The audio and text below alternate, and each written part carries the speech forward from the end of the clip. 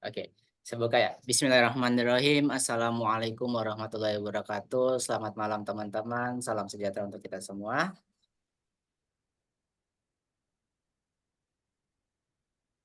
Oke. Nah, jadi teman-teman, malam ini kita akan belajar banyak gitu ya tentang publikasi jurnal. Jadi kita akan belajar tentang bagaimana sih step-step awal untuk bisa publikasi jurnal gitu ya. Baik jurnal nasional maupun jurnal internasional. Nah, kebetulan kami berdua, saya Rahmat Afriansa dan teman saya Yesi, ini adalah em, kami gitu ya, lebih tepatnya itu pernah punya pengalaman selama S1. Jadi basically kami itu pengalamannya banyakkan S1 untuk publikasi jurnal dan alhamdulillah kami udah sempat untuk publikasi di level nasional atau kita sering dengar ada istilahnya Sinta, kalau di internasional itu ada Scopus ya, terus ada lagi namanya proceeding melalui jalur conference. Nah, nanti kami akan bahas kayak in generalnya apa aja tentang publikasi gitu ya teman-teman.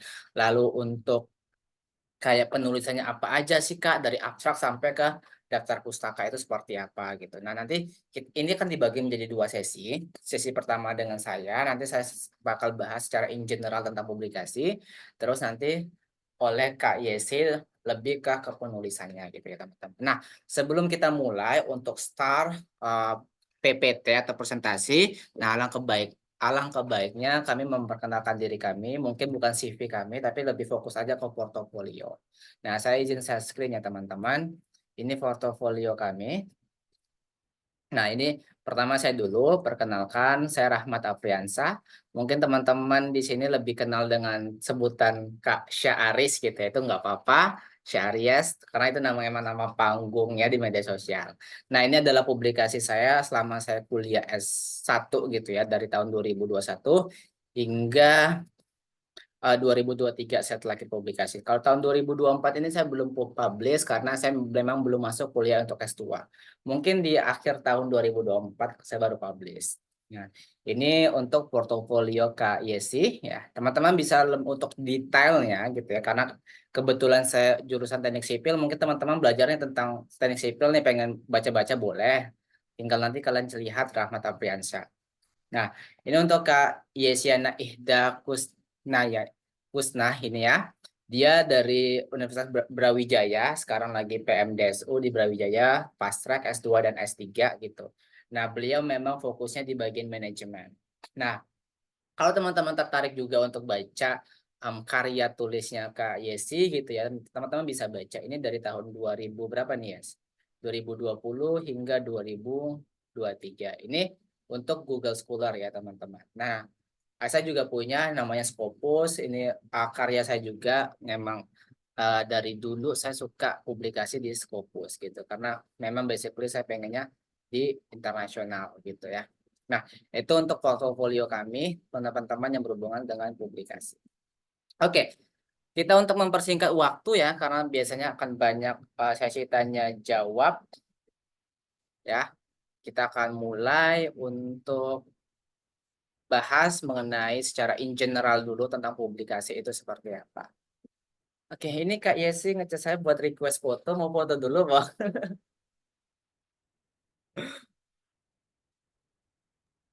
Iya, Gimana? kayaknya kita bisa dokumentasi dulu sih. Karena Boleh ya, kan Bang? mumpung banyak gitu kan. Oke. Nah, teman-teman, kita boleh dokumentasi di awal.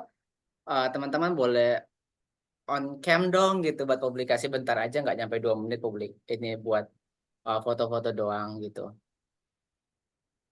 Tuh, Boleh teman-teman on cam bentar, kita buat bisa aja. foto-foto bareng. Nah, oke, yuk ditunggu teman-teman yang lain kita foto-foto dulu. Nanti tolong ini ya, yes, screenshotnya yes.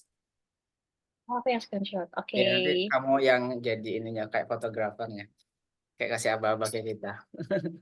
Hehe. Oke, dia aba-abanya dari Kak Yesi ya teman-teman. Mm, ya, ini sudah sih ini ya. Oke, langsung saya foto aja kali ya. Saya hitung 1 sampai 3. Ini bisa action, ya kita nggak boleh itu ya, netral ya. Refleks biasanya. Netral aja deh. Ayo. Oke, 1, 2, 3. Lagi. 1, 2, 3. Ini ada 2 slide sih ini ya. Mungkin satu slide satunya. Dah. Oke, udah. Udah. Terima kasih semuanya. Oke, kalau udah kita bakal mulai untuk pembahasan secara publikasi in general. Oke, teman-teman untuk PPT-nya udah masuk belum ya di device teman-teman? Halo? Udah. Udah ya? Oke, saya bakal mulai. Udah, Kak. Nah, oke, udah masuk. Hmm, display setting.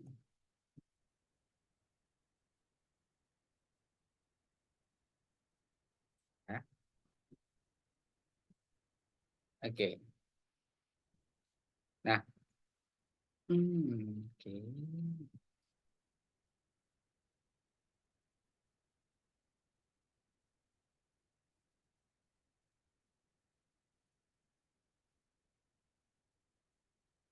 Oke, teman-teman sekalian, fokus kita malam hari ini kita akan belajar tentang publikasi ilmiah, ya.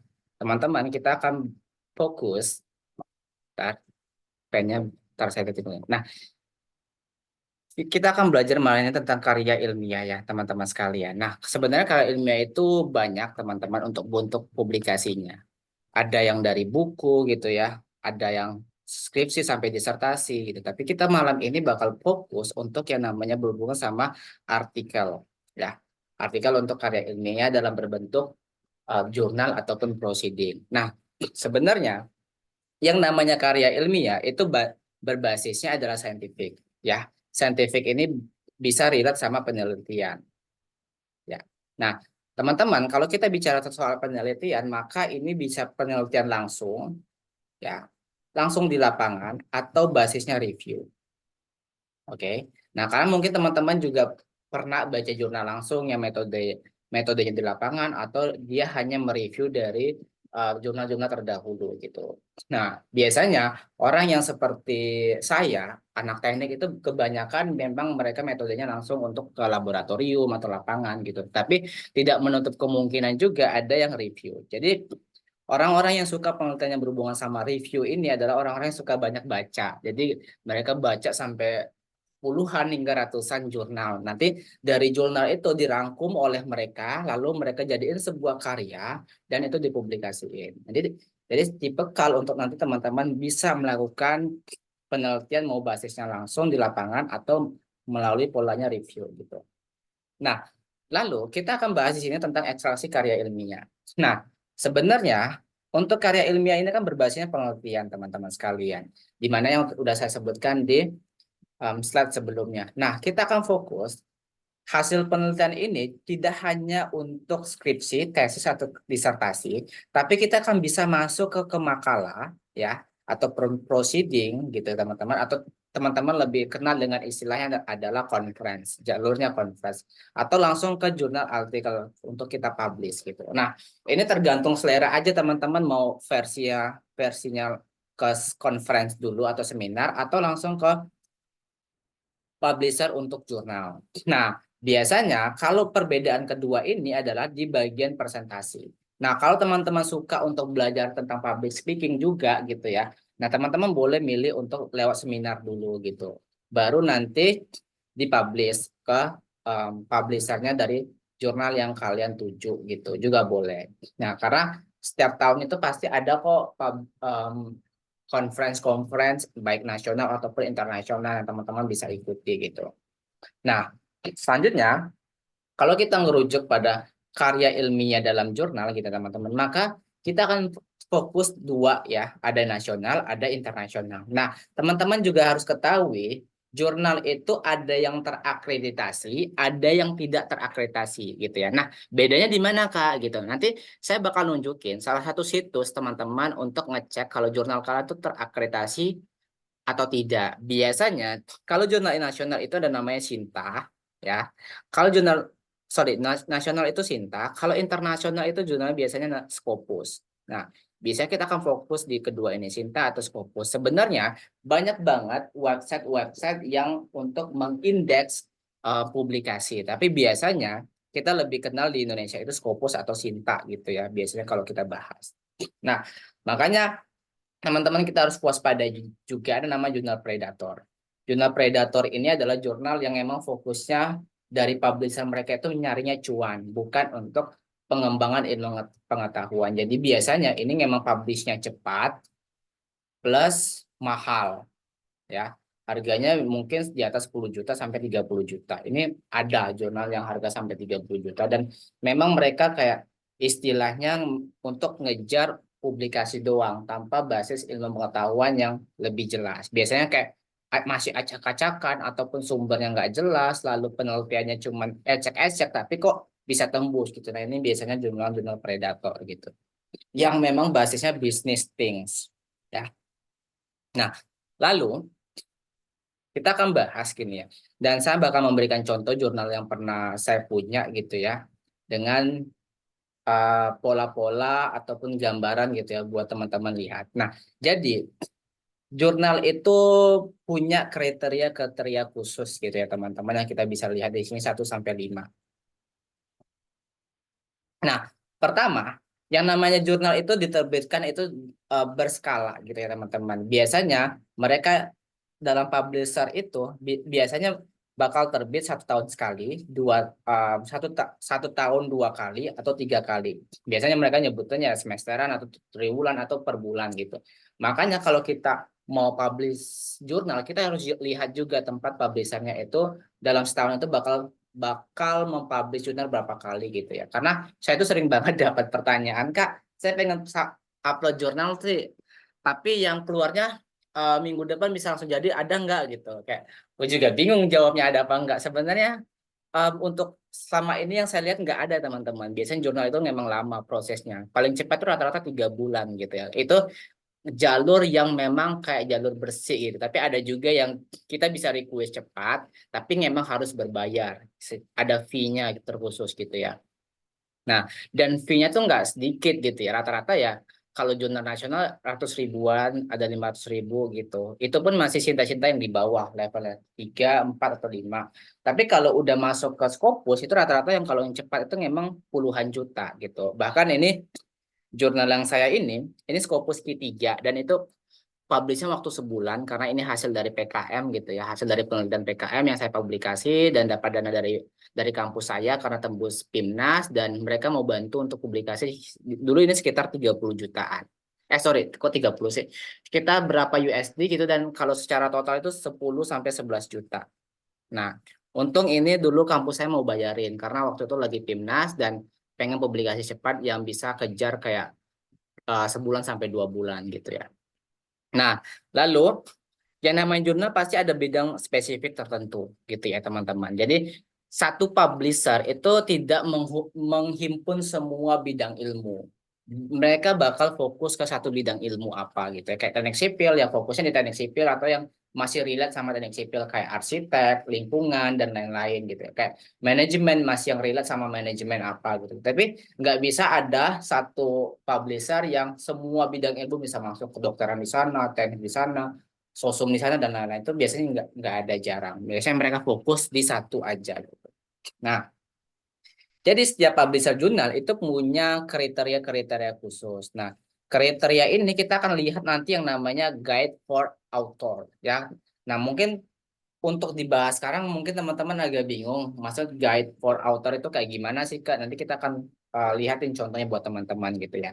Lalu, yang namanya jurnal itu ada namanya proses untuk review atau kita sebut dengan peer review. Jadi peer review ini adalah teman-teman jurnal kalian tuh bakal dicek sama orang yang udah ahli di bidang-bidang tersebut gitu. Jadi kayak nggak mungkin kamu jurnal publish tentang manajemen, tapi yang bakal nge-reviewnya tuh orang-orang teknik gitu, nggak mungkin gitu. Karena mereka bakal dicek sama memang yang bidangnya ahli dalam konteks-konteks yang teman-teman publikasiin gitu ya. Nah, terus yang nama jurnal pasti ada ISN atau ISBN-nya, lalu ada DOI-nya ya. Ini DOI ya, bukan bukan do. Ini DOI ini ya. Ini teman-teman bisa lihat contohnya di sini, ya. Ini contohnya. Jadi em, ini adalah sebuah karakteristik setiap publikasi yang kita punya. Nah, DOI ini ketika kita masuk ke link tersebut, maka yang keluar bakal ini. Jadi itu sebuah seperti karakteristik untuk link teman-teman ketika punya sebuah publikasi. Dan ini memang basisnya secara internasional gitu ya, untuk DOI-nya. Nanti karena biasanya juga di sekarang itu udah banyak daftar pustaka yang juga mereka minta teman-teman juga ikut DOI-nya gitu. Nah, ini ada kalau teman-teman lihat keterangan-keterangan di sini ada November 2021, volume, issue dan lain-lain. Nah, ini nih memang bagian-bagian dari kriteria kapan dipublishnya ini. Ini bakal relate di sini gitu ya. Nah, untuk konteks nanti bagaimana cara abstrak, penulisan dan lain-lain nanti akan dibahas sama Kak Yesi. Oke, saya lanjut dulu ya teman-teman sekalian. Nah, kalau tadi yang saya bahas adalah bentuk artikel dalam jurnal, maka ini proceeding ataupun seminar. Nah, sebenarnya konteksnya sama aja, teman-teman. Nanti saya bakal bahas lebih lanjut di slide selanjutnya. Nah, yang perbedaannya mereka ada di sini aja. Di mana kalau jurnal itu langsung kita publish gitu ya, langsung kita submit, tapi kalau proceeding ya, itu lewat yang namanya seminar dulu ataupun conference gitu. Jadi kalau teman-teman suka public speaking gitu ya, buat presentasi, meningkatkan kepercayaan diri gitu ya, belajar bahasa Inggris kalau kalian ikut yang internasional gitu. Nah, teman-teman ini jalur yang pas buat teman-teman untuk ikut namanya proceeding. Bahkan saya sendiri pun lebih suka ikut proceeding daripada jurnal karena basically saya pengen coba melatih kemampuan public speaking, presentasi gitu ya, kayak melatih mental karena kalau kita proceeding ini yang kita audiensnya yang kita berikan penjelasan tentang penelitian kita itu bukan lagi dosen kita gitu ya, bukan lagi mahasiswa seumuran kita tapi memang udah levelnya general gitu ya. Ada profesor, ada yang S3, S2 gitu ya. Bahkan dikit yang S1. Nah, saya suka yang ini karena memang itu melatih untuk hard skill dan soft skill saya gitu. Oke, saya lanjut lagi. Nah, ini banyak referensi jurnal nasional dan internasional gitu ya.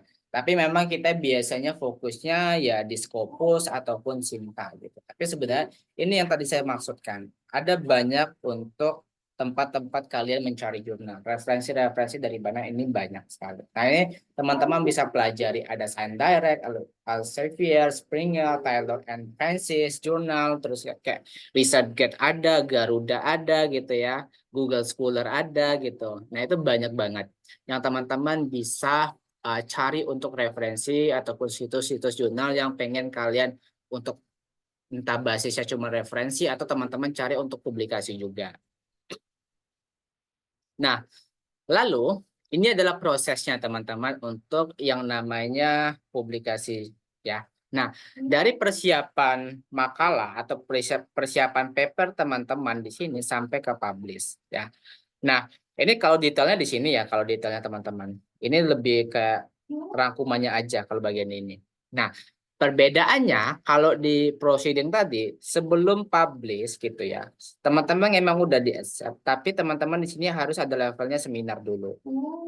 Nah, nanti setelah seminar baru itu dipublikasiin gitu teman-teman. Sama kayak kalau kita di kampus gitu lah buat S1, S2, S3, kalau kita skripsian, tesis atau disertasi, kita kan sebelum kita dinyatain udah lulus gitu ya, kita bakal diminta untuk presentasi dulu ke hasil karya kita ke depan dosen-dosen pembimbing ataupun penguji. Nah, sama konsepnya sama kayak gini, seminar juga gitu. Itu untuk proceeding. Nah, nanti memang kalau yang namanya jurnal itu ya banyak prosesnya, ada revisi dan revisinya tergantung dari teman-teman sendiri, kualitas penelitian teman-teman, kedua kualitas penulisan teman-teman gitu. Jadi revisinya berhubungan sama terkait hasil dari penelitian teman-teman dan kedua adalah terkait penulisan teman-teman udah sesuai dengan standar dari autor untuk publikasi. Nanti saya tunjukin gitu. Biasanya setiap jurnal itu ada template sendiri yang teman-teman memang harus ngikut template tersebut gitu ya. Kayak contoh nih, templatenya minta kalian maksimal 10 halaman gitu ya. Harus 10 halaman, nggak boleh lebih. Kalau lebih harus revisi. template-nya minta kalian harus referensinya minimal 30 ya. Kalian harus referensinya 30 data pustakanya, nggak boleh kurang gitu. Nah, itu contoh untuk setiap publikasi berbeda-beda gitu. Nah, prosesnya ini lama, setahunan gitu ya. Kurang lebih ya paling cepat rata-rata memang ada yang sebulanan doang, tapi biasanya berbayar dan biayanya memang yang ada yang gratis ya sampai 30 juta ini. Nah, nanti kalau gratis ini memang biasanya waktunya lama ya, berkorelasi. Kalau mau cepat ya kita bayar, ada beberapa jurnal yang memang cepat tapi bayarnya mahal, tapi kalau kita mau gratis tapi memang nunggunya lama gitu. Ya, ini memang problematikanya di sini sih buat teman-teman. Proses yang lama untuk di bagian nunggu hasil jurnal kita diterima atau enggak. Nah, makanya kebanyakan teman-teman yang saya ketahui di kampus itu jarang ngambil lewat publikasi karena ya mereka takutnya stuck di sini. Takutnya stucknya di waktu untuk ini jurnalnya kapan publish ini, kalau nggak publish LOA-nya nggak keluar gitu, nggak bisa ngajuin untuk lulusan gitu. Ya, lalu nah ini kiat-kiat teman-teman untuk diterima di jurnal baik nasional maupun internasional ya. Pastiin kalau teman-teman nanti mau publikasi jurnal, teman-teman harus udah sesuai dengan format gitu ya. Nah, karena kenapa teman-teman? Karena setiap jurnal itu punya format yang berbeda ataupun template-nya gitu ya. Nah, kalau teman-teman udah nggak ngikutin template tersebut, ya automatically teman-teman bakal di reject um, untuk karya tulisnya gitu ya. Ini nggak cuma berlaku di jurnal ya, bahkan kalian kayak kompetisi PKN, lomba-lomba yang lain ya, kita harus tetap ikutin panduan-panduan untuk formatnya atau template-nya. Nggak usah jauh-jauh deh bahasanya. Kalian mau skripsian, mau tesis, mau disertasi, kita pasti ngeliat format gitu ya. Nah, kalau kayak skripsian yang basisnya masih kecil untuk skala yang di mahasiswa aja bisa ditolak sama dosen, apalagi jurnal gitu ya, udah skala nasional ataupun bahkan internasional. Nah, kedua, memang kita bakal fokus. Kalau penelitian kita ini memang ada yang namanya novelty-nya, ya novelty-nya atau kebaruan lah konteksnya gitu ya. Yang nggak hanya menarik gitu ya, nggak hanya penting, tapi memang punya benefit yang luar biasa untuk bidang keilmuan kita masing-masing gitu. Nah ini ya teman-teman cari novelty-nya apa kita ketika kita meneliti ataupun kebaharuannya gitu. Jadi percuma aja kita meneliti suatu hal atau suatu kasus, tapi konteksnya ini buat apa gitu, nggak ada relevansinya untuk masa depan atau untuk bidang ilmu. Nah biasanya yang kayak gini ya ditolak untuk jurnal-jurnal yang berbobot gitu ya. Jadi jurnal-jurnal itu punya bobot sendiri teman-teman. Jadi kayak Sinta. Nah, Sinta itu punya 1 sampai 6. Scopus ya itu 1 sampai 4. Nah, semakin dia mendekati angka 1 itu bobotnya semakin tinggi gitu ya. Nah, kalau kita pengen publish yang bobotnya lebih tinggi gitu ya. Nah, kita harus secara penelitian harus berbobot juga gitu. Nah, lanjut. Ada namanya metodologi. Ini metode. Nah, biasanya juga sering dibahas untuk metode teman-teman neliti seperti apa. Harus jelas. Variabel datanya ada berapa. Sampelnya. Ini metodenya udah sesuai standar apa belum. Itu bakal dicek semua ketika teman-teman nulis gitu ya. Nah, ini kiat-kiatnya aja yang saya bahas di sini. Lalu, ada banyak alasan kenapa ditolak untuk jurnal. Bahkan saya juga pernah jurnal saya berapa kali ditolak karena memang saya nyoba untuk untuk Scopus Q2 atau Q3. Tapi ya karena kita basically masih S1, saya coba ke Sinta 2 nih. Nah, ke Scopus Q2. Ternyata Q2 ditolak ya turun ke Q3.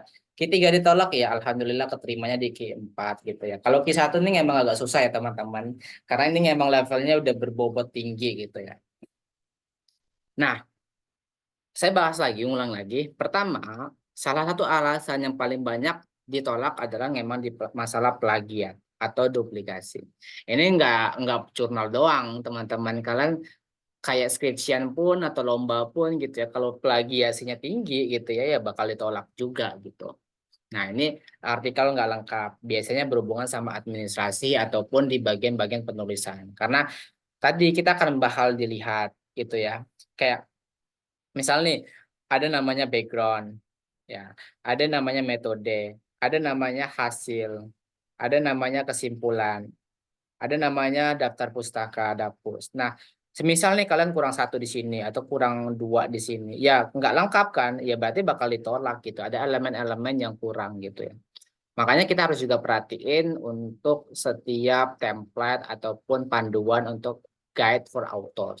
Nah, ini bahasa juga sangat penting gitu ya. Bahasa kalau kalian bahasa Indonesia-nya levelnya di Sinta atau nasional, kalau Inggris ya di Scopus gitu. Ini juga penting. Makanya setiap jurnal itu memang mengharuskan kita untuk proofread dulu. Bukan hanya proofread untuk penelitiannya seperti apa, tapi juga dari bahasanya. Ya, ini berhubungan sama sama inilah masih berhubungan sama yang masalah template ataupun masalah-masalah yang berkaitan dengan penulisan. Ini juga guide for authors. Ini daftar pustaka juga, kita terbitan dan lain-lain sampai ini. Sampai permasalahannya ini nggak logis atau tidak valid. Nah, ini biasanya di sini kayak teman-teman jangan ngira kalau teman-teman publikasi itu seperti kalau kita bisa manipulasi data gitu ya. Karena kenapa? Karena penelitian teman-teman tuh bakal dicek sama orang-orang yang emang udah ahli di bidang itu. Jadi kayak jangan mengira kalau kalian bisa manipulasi data itu bisa lolos gitu ya. Kalau untuk jurnal yang berbobot. Karena enggak, karena mereka bakal ngelihat ke tingkat logisan dari hasil penelitian tersebut gitu ya. Karena ini juga sangat penting. Kalau teman-teman harus ketahui. Tuh. Lalu, nah ini tips and trick buat teman-teman bagaimana biar publikasi dan penelitiannya terjangkau. Ini udah saya terapin selama saya kuliah S1. Jadi, honestly, kalau mau teman-teman tadi kan udah lihat nih, Scopus saya tuh lumayan ada sekitar 6. Kalau untuk ditotalin secara rupiah, itu mungkin saya udah habis sekitar lebih dari 20 juta untuk publikasi. Karena levelnya Scopus proceeding gitu. Tapi, syukur Alhamdulillah, ini saya dapetin secara free.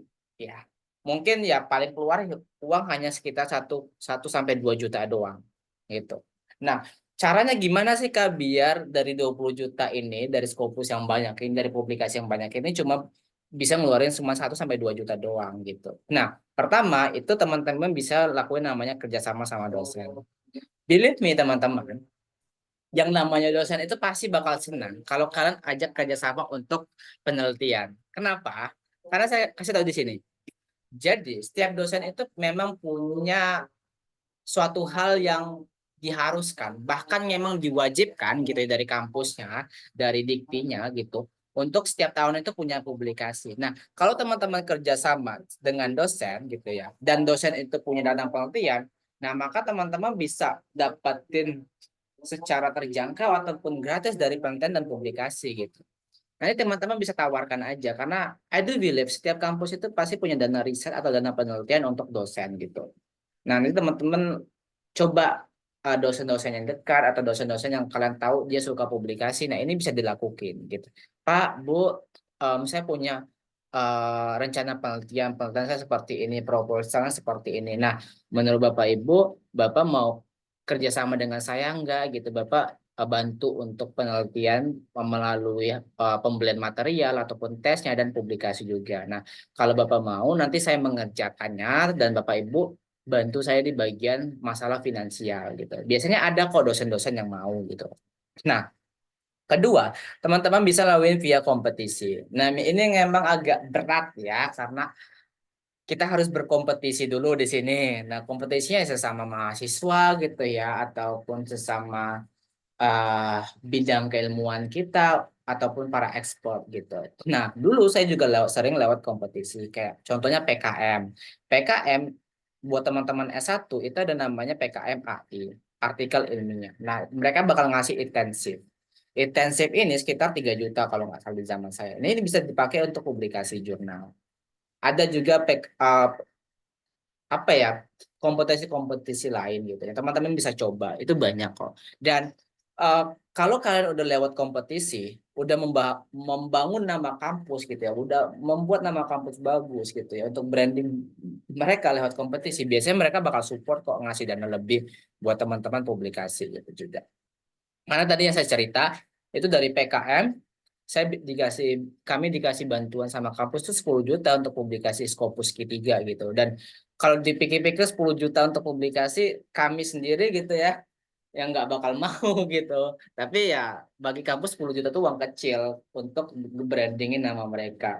Karena kenapa setiap kampus tuh pengen punya mahasiswa yang punya prestasi, punya publikasi. Nah, itu malah bagus buat mereka untuk akreditasi nansiat. Karena ada poin-poin tertentu. Sama dengan dosen. Dosen itu punya kredit-kredit ataupun poin-poin yang mereka butuhkan. Salah satu nilainya dari penelitian juga. Makanya teman-teman ajak kerjasama sama dosen itu sangat-sangat um, jalur yang lumayan easy untuk dicapai sebagai mahasiswa. Lalu pengajuan proposal. Nah, pengajuan proposal ini memang kita harus nunggu momen. Dulu saya juga pernah dapat beberapa dana penelitian dari Kemendikbud. Programnya banyak lumayan. Waktu di zaman saya ada namanya program Talenta Inovasi gitu ya. Saya sempat dapat sekitar 3 juta sama 5 juta kalau nggak salah. 3 juta untuk yang publikasi nasional, 5 juta itu untuk yang internasional. Saya lupa untuk to be exact numbernya berapa, tapi sekitaran di angka tersebut gitu. Nah, tapi memang ini nunggu dulu nih program-programnya gitu. Kayak sebenarnya juga banyak sih teman-teman nanti beasiswa-beasiswa bantuan penelitian dan publikasi kayak Basnas itu ada. Terus dari perusahaan-perusahaan tertentu itu juga ada. Dan teman-teman nanti bisa coba. Nanti kalau ada bakal saya share juga di Instagram story saya. Nah, ini yang lagi buka. Salah satu program yang biasanya teman-teman nanya, Kak, ada bantuan penelitian enggak? Program-program yang lagi buka. Biasanya saya bakal em, ngasih rujukannya ke sini, barista. Ini memang dari BRIN ya. Nah, ini bisa buat S1, S2, S3, bahkan juga dibantu untuk UKT-nya gitu. Teman-teman bisa coba nanti tinggal typing aja gitu ya habis ini program barista. Nanti teman-teman lihat persyaratannya apa untuk ini. Jadi kayak bakal dibantu juga untuk menyelesaikan tugas akhir penelitian gitu. Kalau teman-teman tertarik ya. Nah, mungkin itu aja secara in general untuk pembahasan tentang publikasi. Nanti kalau untuk masuk masalah contoh-contohnya itu setelah nanti dari pembahasan KYC untuk ngebahas tentang masalah penulisannya. Jadi kita bakal belajar sama KYC tentang masalah revisi, submission, dan lain-lain gitu ya. Nah, mungkin untuk Kak Yesi, waktu dan tempat dipersilakan. Oh ya, teman-teman nanti sesi Q&A-nya di akhir aja ya gitu buat di akhir setelah pembahasan tentang jurnal. Oke, Kak Yesi dipersilakan. Saya kasih ini dulu, Oke. host dulu. Ya, terima kasih Karian dan teman-teman yang masih bergabung di sini. Tadi kan sudah dijelasin sekilas ya tentang publikasi itu kayak gimana, terus kiat-kiatnya biar bisa tembus itu kayak gimana. Nah, mungkin saya sekarang akan membahas mengenai penulisannya. Kayak misalkan artikel yang bagus itu seperti apa sih, cara nulis introduction dan sampai di titik submission-nya itu kayak gimana, kayak gitu ya. Oh iya, di sini kan kita sama-sama belajar ya. Mungkin saya juga masih belajar, begitupun dengan Kak Rian juga. Oke. Apakah udah kelihatan? Sudah. Sudah. Oke, sebentar.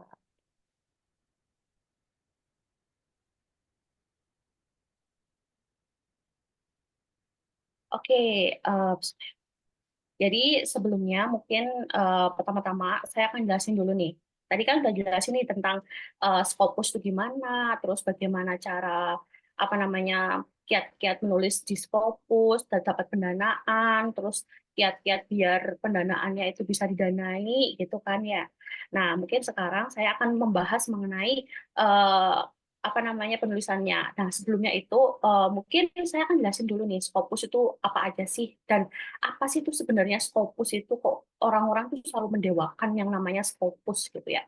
Sebenarnya guys, teman-teman semuanya, Scopus itu sebenarnya indeks dari jurnal. Seperti halnya dengan di Indonesia itu ada namanya Sinta, ada Sinta 1 sampai Sinta 6. Nah, itu ada indeksnya. Mereka itu akan memberikan ranking dari suatu artikel atau yang terpublish di suatu jurnal kayak gitu. Jadi mereka yang akan memberikan ranking. Semakin tinggi, semakin kecil nilainya, itu berarti semakin bagus kualitasnya. Misalkan nih di Sinta Indonesia itu ada Sinta 1 sampai Sinta 6 ya. Sinta satunya itu yang kualitasnya bagus sebenarnya. Jadi mereka itu secara artikel, substansi, terus kualitas dan semuanya itu bagus. Begitu pula dengan Sinta 6. Sinta 6 itu bukan berarti mereka jelek, cuman memang rankingnya itu jauh di bawah. Mungkin dari segi publishernya masih belum upgrade, autornya masih terlalu general dan cara reviewnya juga masih perlu dikoreksi. Nah, biasanya kalau kalian masih S1 ataupun S2 itu tuh disarankan memang maksimal tuh nge-cite atau ngekutip itu dari Sinta 4. Kalau Scopus itu 1 sampai 4 ya, tapi kalau Sinta usahakan dari Sinta 4, jangan sampai Sinta 5, Sinta 6 kalian citing, karena kalau misalkan di cite itu bukan berarti jelek, cuman nanti akan menurunkan tingkat acceptance rate-nya kalian untuk diterima di suatu publisher yang bagus kualitasnya. Kalau bisa memang dari awal ya udah pakai Scopus aja. Nah, ini ada beberapa indexing jurnal yang ada di dunia. Tadi kan kalian mengenalnya Scopus, ada juga Sinta. Kalau misalkan kalian familiar ada namanya DOAJ atau Directory of Open Access Journal. Jadi di situ tuh open access semuanya guys. Jadi kan biasanya kalau kalian buka Emerald, Elsevier itu kan ada kuncinya ya, dikunci. Nah kalau kalian pakai DOAJ itu biasanya udah di open access semuanya. Tapi memang nggak semua jurnal bisa diakses karena kadangkala yang close up akses itu mereka memang berbayarnya mahal atau dari kebijakan dari publishernya. Ada juga Web of Science. Web of Science itu sebenarnya ya, kalau misalkan kalian melihat dari tahta tertinggi dari sebuah indexing jurnal itu sebenarnya bukan Scopus, teman-teman. Jadi itu ada namanya Web of Science. Web of Science itu kalau misalkan jurnal itu sudah terindeks Web of Science, itu pasti mereka bakalan terindeks Scopus. Tapi kalau misalkan udah Scopus, itu belum tentu mereka itu terindeks Web of Science. So that Web WOS itu cukup tahta tertinggi dari dunia perindeksan artikel duniawi ini gitu. Nah, kalau misalkan di Indonesia ada Sinta, di Australia itu ada namanya Australian Business Dance Council atau ABDC. ABDC gitu ya.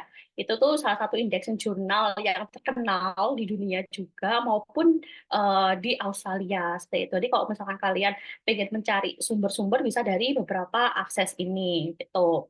Nah, terus habis itu jangan lupa kalau misalkan tadi yang dikatakan oleh kalian ada yang namanya jurnal predator. Nah, kalau jurnal predator itu mereka itu yang publishernya itu yang harganya mahal-mahal, yang prosesnya cepat, bahkan tidak terindeks oleh beberapa indeksis yang saya sebutkan tadi, nggak Scopus, nggak WOS, ataupun DOAJ. Itu kalian bisa cek bisa cek mereka itu predator enggaknya itu lewat Simago. Mungkin nanti kita praktek langsung ya cara mencari jurnal berkualitas itu kayak gimana. Mungkin ini next aja. Nah, terus habis itu kalau kita mengetahui tentang indexing Scopus itu kriterianya yang pertama yaitu relevance. Jadi kalau misalkan kalian mau publish di Scopus maupun WOS maupun DOAJ dan teman-temannya tadi, kalau bisa tuh kan harus relevance. Tadi kan disebutkan oleh Kak Rian, kalau misalkan enggak semua publisher itu tuh inline dengan topik kalian. Ada beberapa jurnal yang khusus buat teknik sipil, ada juga jurnal yang khusus buat economic and business. Jadi kalau bisa kan harus make sure apakah jurnal yang akan kalian publish ini tuh benar-benar sesuai dengan apa yang kalian tulis. Misalkan saya fokusnya ke tourism. Nah, itu tuh nanti saya harus mencari jurnal yang inline sama tourism. Jangan sampai saya tiba-tiba nge-publish atau nge-submit jurnal di jurnal teknik sipil atau jurnal kedokteran. Itu pasti bakalan ditolak kayak gitu. Nah, itu harus ada kualitas. Nah, kalau di kualitas itu pasti penting ya, kan harus jelas metodologinya itu kayak gimana, terus ada scholarly argumentation-nya juga harus jelas. Maksudnya itu kayak kalian membuat suatu argumentasi itu ada base-nya, ada teori yang mendasarinya itu kayak gimana, ada bukti-buktinya itu kayak gimana. Nah, yang ketiga itu ada impact. Jadi karena kita sekarang hidup di udah apa ya, maksudnya kayak pengembangan teori kan sudah sangat masif ya. Jadi kalau bisa kalian mau publish jurnal itu ada impact yang akan kalian dapat yang pembaca itu akan dapat. Misalkan kalau saya di tourism, impact-nya itu misalkan bisa meningkatkan loyalitas dari suatu turis yang berkunjung di destinasi wisata kayak gitu. Itu kan impact-nya. Harapannya nantinya tuh si pengelola bisa memaksimalkan sumber daya maupun hal-hal yang ada di destinasi wisata itu. Misalkan nih ya, kalau misalkan contohnya lagi di teknik sipil, kalian tuh jurnalnya itu ada tuh pengembangan beton yang ramah lingkungan. Ya, impact-nya tuh mungkin nanti one day apa namanya pemerintah atau swasta bisa memanfaatkan beton yang apa namanya lebih ramah lingkungan sehingga bisa mengurangi emission dan lain sebagainya. Gitu kalian kan harus make sure wah jurnal aku tuh berimpact tinggi nih kayak gitu. Itu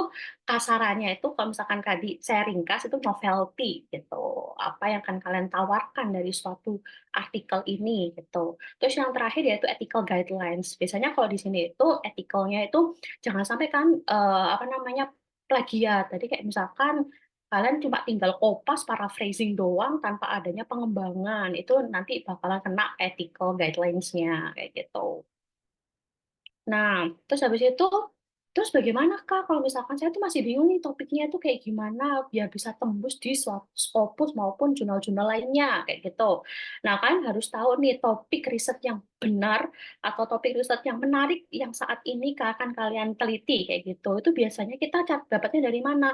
Dapatnya dari literatur-literatur yang kalian telah baca. Kan pasti kan kalian kan membaca literatur dari berbagai sumber kan. Tadi ada sumber dari Scopus, ada sumber dari Elsevier, Emerald, ada Sinta, ada juga dari apa namanya Sage, terus Harvard Business Review dan lain teman-teman lainnya kan bisa mencari topik-topik yang lagi ins atau lagi hot potatoes gitu ya ceritanya kayak gitu. Terus habis itu novelty-nya juga harus menjelaskan secara unik. Jangan sampai novelty kalian tuh terlalu biasa. Kalau misalkan terlalu biasa kayak misalkan nih, jangan penelitian cuma loyalitas doang, itu kan sudah terlalu banyak di dunia manajemen pemasaran ya. Kan harus menambahkan suatu elemen yang mungkin bisa menarik perhatian orang-orang atau menimbulkan impact yang lebih besar lagi seperti itu sehingga nanti novelty-nya bakal lebih komprehensif dan holistik seperti itu. Terus yang ketiga ada significance.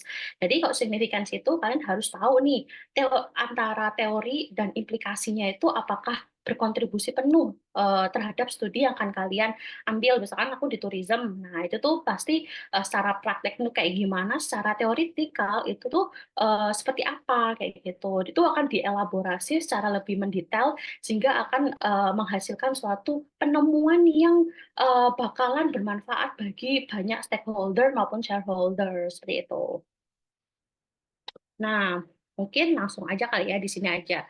Terus habis itu ada sebuah formatting sama referencing your article according to Scopus guideline. Jadi ini adalah salah satu guideline Scopus secara general, tapi memang sebenarnya setiap jurnal itu memang memiliki guidelines atau memiliki template yang berbeda-beda. Tapi memang kebanyakan itu ada tiga hal ini sih, ada abstrak, ada reference, ada style-nya itu ada beberapa yang sama, mirip-mirip kayak gitu. Jadi kalau misalkan kalian mau publish di suatu jurnal, pastikan template-nya itu udah sesuai. Jangan sampai little things itu kalian malah kayak ngehirauhin gitu. Kalau misalkan kalian ngehirauhin ya Scopus kan bukan apa namanya bukan indeks yang kaleng-kaleng ya. Maksudnya bukan indeks yang menurut kalian itu underrated, tapi mereka overrated. Jadi kalau bisa kalian harus menjual suatu artikel kalian itu bisa menciptakan halo effect yang bagus. Misalkan dari segi judulnya itu harus apa namanya atraktif, jangan sampai judulnya terlalu biasa kayak the impact of, kalau itu apa ya investigating itu kan terlalu mainstream ya. Kalau bisa kalian harus explore sehingga nanti akan memberikan kesan yang baik nih terhadap apa namanya pembaca atau editorialnya kayak gitu. Terus habis itu abstrak. Abstrak itu salah satu kunci esensial ya menurutku, karena memang di abstrak itu kalian akan membuat suatu paragraf yang berisi tentang urgensi, metodologi, hasil, dan conclusion-nya. Jadi di abstrak itu akan mereka itu semuanya, orang pembaca jurnal itu pasti melihat abstraknya sebelum membaca keseluruhannya. Jadi kalau bisa di abstrak itu benar-benar harus meringkas suatu informasi-informasi yang menurut kalian atau menurut penulis itu tuh penting yang akan kalian sampaikan, entah novelty-nya, misalkan akan kalian tuh tiba-tiba menghasilkan hasil yang tidak signifikan, itu harus kalian make sure atau harus kalian masukin di dalam suatu abstrak kayak seperti itu. Nah, faktanya tadi kan kalian juga pernah cerita kan kayak misalkan ada beberapa hal yang membuat jurnal itu tertolak gitu loh. Tapi memang faktanya 60% itu artikel tuh ditolak di early submission. Jadi waktu di awal bahkan belum di-review itu mereka udah ditolak. Itu karena apa? Tadi kita jelaskan.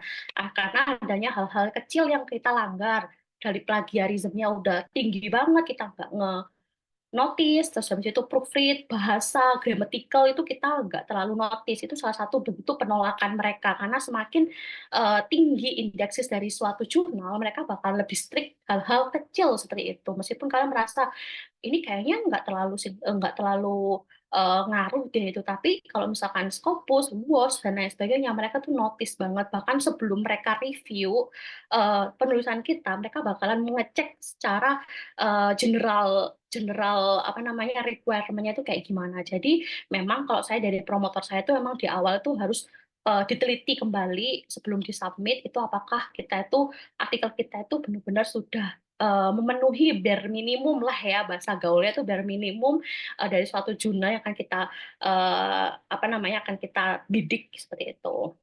Nah, kayak gini nih, misalkan kalau misalkan submit tuh biasanya kita ada submission checklist, kita tuh ada checklist-checklistnya nih guys. Jadi kalian harus make sure biasanya tuh ada kayak pernyataan ini tuh asli atau enggaknya kayak gitu. Terus kalau misalkan ada checklist kita submit, ada namanya peer review proses. Itu nanti ada pra-review sama pre-review dan pra-reviewnya itu kayak gimana. Nanti kalau kalian ada revisi dan sebagainya itu bakalan eh, dikasih tahu sama editorialnya gitu.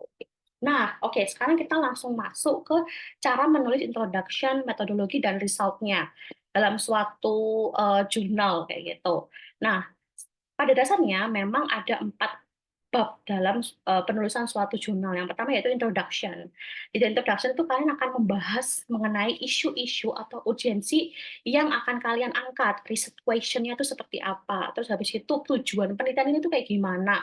Terus habis itu ada juga membahas mengenai novelty-nya. Itu ada di introduction. Jadi kalau di introduction itu kalian usahain memuat elemen-elemen seperti urgensi, riset gap, terus habis itu ada objektifnya, terus habis itu kalian juga harus make sure di situ tuh ada apa namanya riset problemnya itu apa, terus habis itu riset questionnya itu apa. Kalau misalkan kalian nggak ada beberapa hal ini, itu artikel kalian tuh akan kurang gitu loh. Masih kayak ada hal yang ini tuh kok sebenarnya kok nggak ada novelty-nya ya kan, mau membahas apa yang akan kalian tawarkan pada kami, apa yang akan kalian memberikan impact pada jurnal ini gitu. Jadi kalau bisa harus memuat hal-hal yang telah aku sebutin tadi.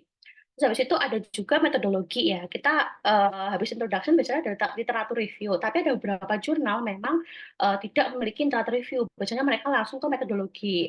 Itu biasanya di metodologi itu kita menjelaskan tentang metode yang akan kalian gunakan. Itu juga esensial ya.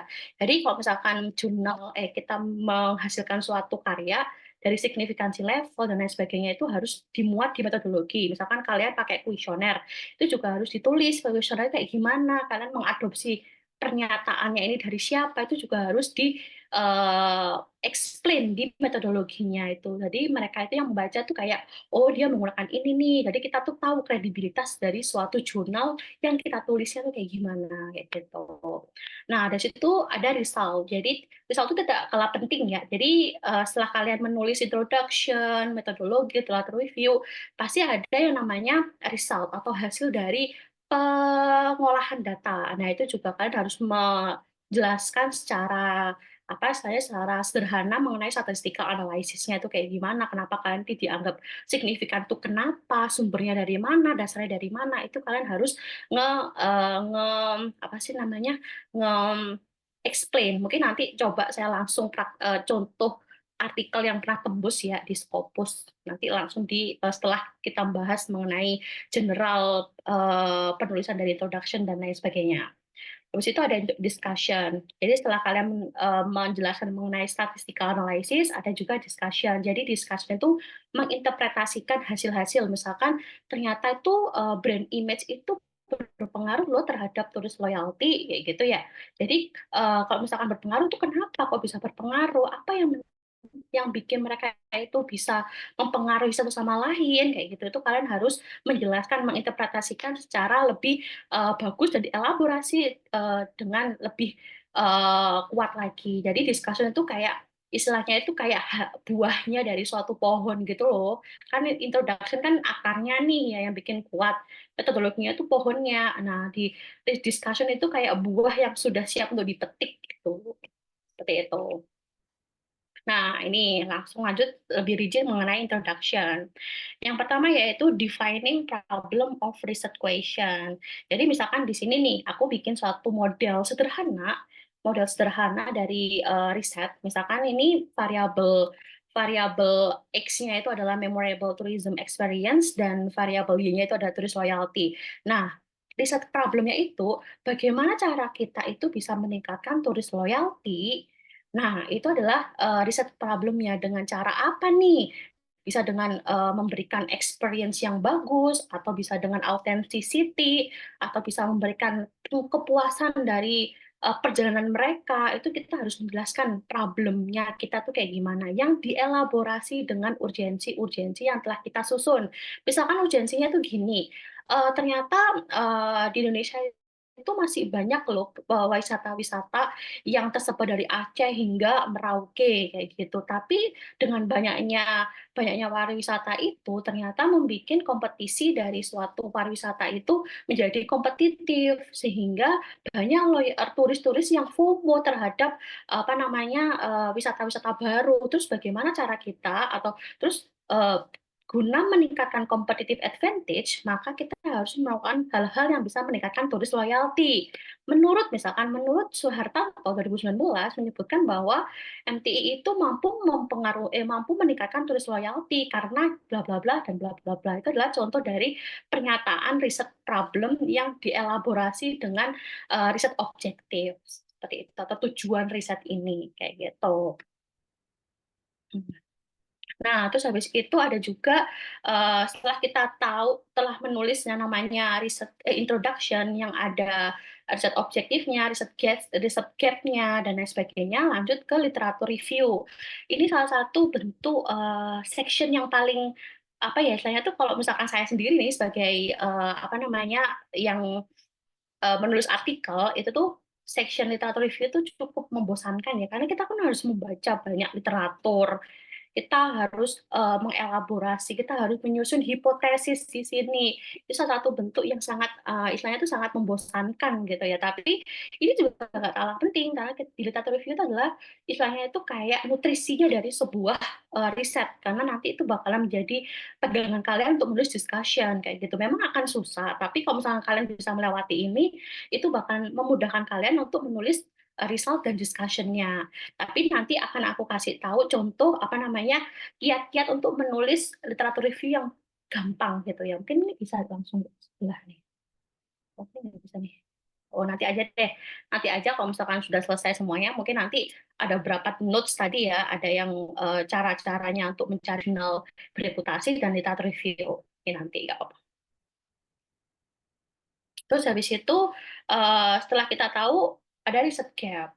Nah, sebenarnya kalian tuh kan pasti kalau misalkan nulis artikel tuh ada yang namanya riset gap ya. Apa sih itu sebenarnya riset gap? Terus bagaimana cara mencari riset gap? Aku tuh bingung, Kak. Saya tuh kayak merasa saya tuh nggak ada gapnya di antara hubungan ini dan hubungan ini, hubungan X dan hubungan Y. Itu gimana cara kita melihat riset gap dari penelitian? Karena memang riset gap itu penting, karena memang biasanya itu kita membuat satu penelitian untuk mengisi gap atau mengisi celah dari penelitian itu. Nah, ada beberapa cara untuk kalian untuk meninjau dari sebuah riset gap atau mengidentifikasi gap risetnya itu. Yang pertama kan harus melihat penelitian terdahulu yang menyatakan hasil yang berbeda. Misalkan nih, tadi ternyata ada menurut YSI tahun 2019 brand image itu berpengaruh positif, tapi menurut Rian tahun 2022 image itu berpengaruh negatif. Nah, ini kan ada celah. Nah, kalau harus membuat penelitian yang bisa menutup celah-celah ini. Apakah celah ini tuh support ke saya atau support ke penelitian yang lain kayak gitu. Itu akan memberikan inovasi atau novelty baru dengan fenomena-fenomena yang ada sekarang kayak gitu. Jadi gap itu juga penting banget guys, karena harus tahu gapnya itu. Dan gap itu bukan hanya dari penelitian terdahulu, ada juga gap dari segi teori. Misalkan nih dari teori plan behavior itu tuh ternyata menunjukkan bahwa orang-orang itu akan merasa puas karena ketika mereka itu bisa berkonsumsi kayak gitu. Tapi ternyata ada juga yang menyebutkan dari teori ini tuh orang tuh bisa puas karena adanya produksi misalkan gitu ya. Itu kan adanya gap tuh. Nah, kita bisa masuk di antara teori-teori itu. Tapi memang kalau yang teori gap itu tuh biasanya tuh skalanya tuh untuk anak-anak S3 atau mereka yang sudah istilahnya sudah berkecimpung di dunia riset yang cukup banyak kayak gitu. Nah, terus habis itu ada juga setting dari set objektif. Jadi tadi kan kita sudah belajar mengenai gap risetnya. Nah, kalau kita udah tahu gapnya, kita akan tahu nih tujuan penelitian itu tuh apa. Selain untuk menutup gap itu tadi, bisa juga untuk memperluas kajian literatur. Terus habis itu kita juga bisa menjawab problem-problem yang ada di sekitar kita itu kayak gimana, kayak gitu. Jadi riset gap itu juga penting. Biasanya kalau udah masuk ke section riset objektif itu tuh udah di paragraf paling bawah kayak gitu. Udah mau pindah ke subsektor sub bagian yang lain kayak gitu. Nah, terus habis itu tadi, ini sebenarnya tadi tuh ada lompat dikit ya. Terus habis itu ada juga komponen-komponen yang bikin literatur view kita tuh bisa atraktif. Yang pertama yaitu bisa dari risetnya kita. Risetnya kita tuh semakin kaya literatur review kalian, itu bakalan semakin membuat penelitian kalian tuh menjadi daging banget. Jangan sampai literatur review itu kan cuma ngutip satu atau dua citing itu bakalan membuat kualitas riset kalian tuh bakalan dipertanyakan kok sedikit banget gitu. Ada juga critical analysis kayak misalkan hasilnya itu kok di penelitian itu hasilnya itu kok positif itu kenapa kan bisa jelasin karena ada logikanya itu bisa dijelasin secara lebih sederhana kayak gitu. Terus strukturnya itu juga clear. Misalkan kalian strukturnya itu dari awal kayak bridging statement, terus habis itu nanti ada penelitian terdahulu sama penjelasan hipotesis gitu tuh clear, strukturnya tuh bakalan sama, maksudnya kayak harmonis itu nggak sampai lompat-lompat struktur gitu. Terus habis itu tadi ini lanjutnya ada tips untuk membuat literatur kalian itu stand out. Yang pertama yaitu jangan buatlah sources-nya kalian tuh semakin banyak gitu. Kan harus cari sumber-sumber yang banyak biar bisa bikin penelitian kalian tuh berdaging banget kayak gitu. Terus habis itu writing-nya juga harus academic writing ya. Jangan sampai kalian tuh nulisnya kayak orang yang mau wawancara atau apa itu beda. Itu juga harus diperhatikan. Terus itu yang ketiga yaitu connect ideas effectively. Kalau misalkan nulis artikel academic writing ya khususnya jangan lupa pakai connecting praise atau bridging statement itu juga penting banget guys kayak gitu. Nah, terus habis itu nanti ada juga session result of Scopus article. Itu kalian bisa jelasin tentang data collection, terus habis itu trennya. Misalkan kalau saya tuh kuesioner bisa jelasin tentang responden demografiknya, terus habis itu juga menunjukkan visualisasinya dari hasilnya itu seperti apa. Itu juga akan membuat artikel kalian tuh menjadi lebih stand out dan lebih mudah dipahami kayak gitu. Terus habis itu ada juga metodologi, ini juga sama kayak tadi, kita juga memberikan gambaran mengenai data collection kita, metode yang akan kita pakai itu kayak gimana, itu juga kita jelasin. Terus habis itu yang terakhir yaitu tentang implikasi, kontribusi, dan future application atau future artikel kalian itu kayak gimana. Jadi di section terakhir setelah discussion itu ada namanya future limitation dan future research kayak gitu. Jadi di sini itu kalian akan menjelaskan mengenai implikasi atau secara praktek itu akan menghasilkan apa nih, terus kontribusinya untuk akademisi dan non akademisi itu kayak gimana, dan limitasi biasanya tuh ada limitasi itu gini. Jadi suatu artikel tuh pasti tidak sempurna ya, pasti ada limitasinya. Dan pasti di semua artikel sih, meskipun artikel dari orang-orang yang udah lama riset tuh pasti ada namanya limitasi. Nah, itu tuh juga kita harus memastikan apa namanya di artikel kita tuh limitasinya tuh apa. Kayak misalkan saya limitasinya ternyata tuh masih pakai data cross section, atau saya masih menggunakan variabel yang cukup sederhana. Mungkin next-nya tuh bisa membuat variabel yang lebih komprehensif kayak gitu. Oke, selesai. Sudah sih. Oh iya, mau apa namanya ngasih contoh tadi ya. Mana ya? Ini kayak. Nah, ini tuh contoh-contoh. Kelihatan ya? Kelihatan nggak? Kelihatan, yes. Nah, ini tuh ada satu tool yang menurut saya tuh lumayan apa ya namanya ya, lumayan berguna untuk kalian untuk menulis writer paper. Karena kenapa? Di sini tuh kalian tidak perlu membaca seluruh paper yang ada. Jadi kita tuh bisa meringkas. Jadi misalkan di sini kita tulis aja nih, misalkan memorable tourism experience. Nah, ini ya. Nah, nanti itu di sini tuh kalian bisa bakalan tahu nih orang-orang yang pakai topik memorable tourism experience itu siapa aja. Misalkan di sini kita pakai punyanya ini aja. Yang banyak kutipannya ini ada 12 kutipan nih, anggap aja ini aja deh. Nah, anggap aja ini. Dan itu sama halnya dengan Fast Viewer. Jadi di situ kalian bakalan tahu nih orang-orang yang pakai memorable tourism experience itu siapa aja. Jadi misalkan di sini ada Xin.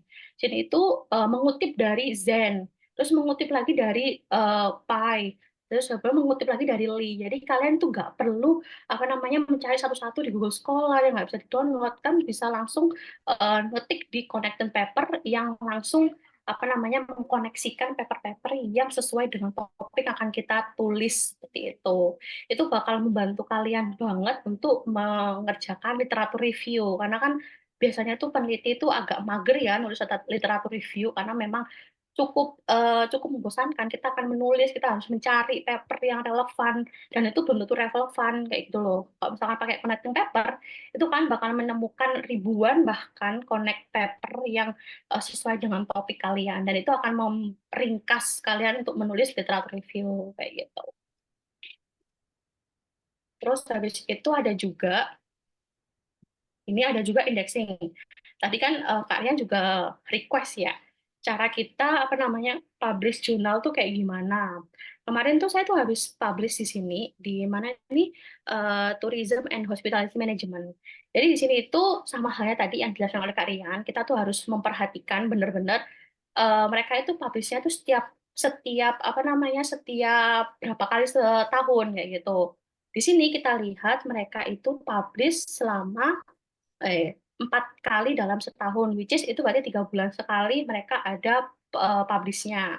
Jadi kalau misalkan kalian udah tahu ini merekanya itu 4 kali dalam setahun, kan bisa jaga-jaga kayaknya aku pengen publish di bulan September, which is aku harus awal tahun itu harus sudah masukin artikelku nih di sini biar nanti di bulan September biar bisa dapat LOA atau acceptance letternya itu kayak gitu. Nah, kalau misalkan di sini, tadi kan dijelaskan juga nih sama kalian, di jurnal itu kalau misalkan predator itu biasanya memang mahal dan mahal dan cepat. Dan kalau yang di sini tuh guys, jadi kalian jangan khawatir kalau misalkan kalian merasa aku belum dapat pendanaan nih Kak, aku belum apa namanya, aku belum punya dana lebih gitu. Jadi ada beberapa jurnal yang gratis secara Scopus. Contohnya itu jurnal ini dari University of Raska atau Jurnal Tourism and Hospitality Management, itu tuh mereka tuh gratis, tapi memang prosesnya lama, guys. Jadi kalau semakin gratis,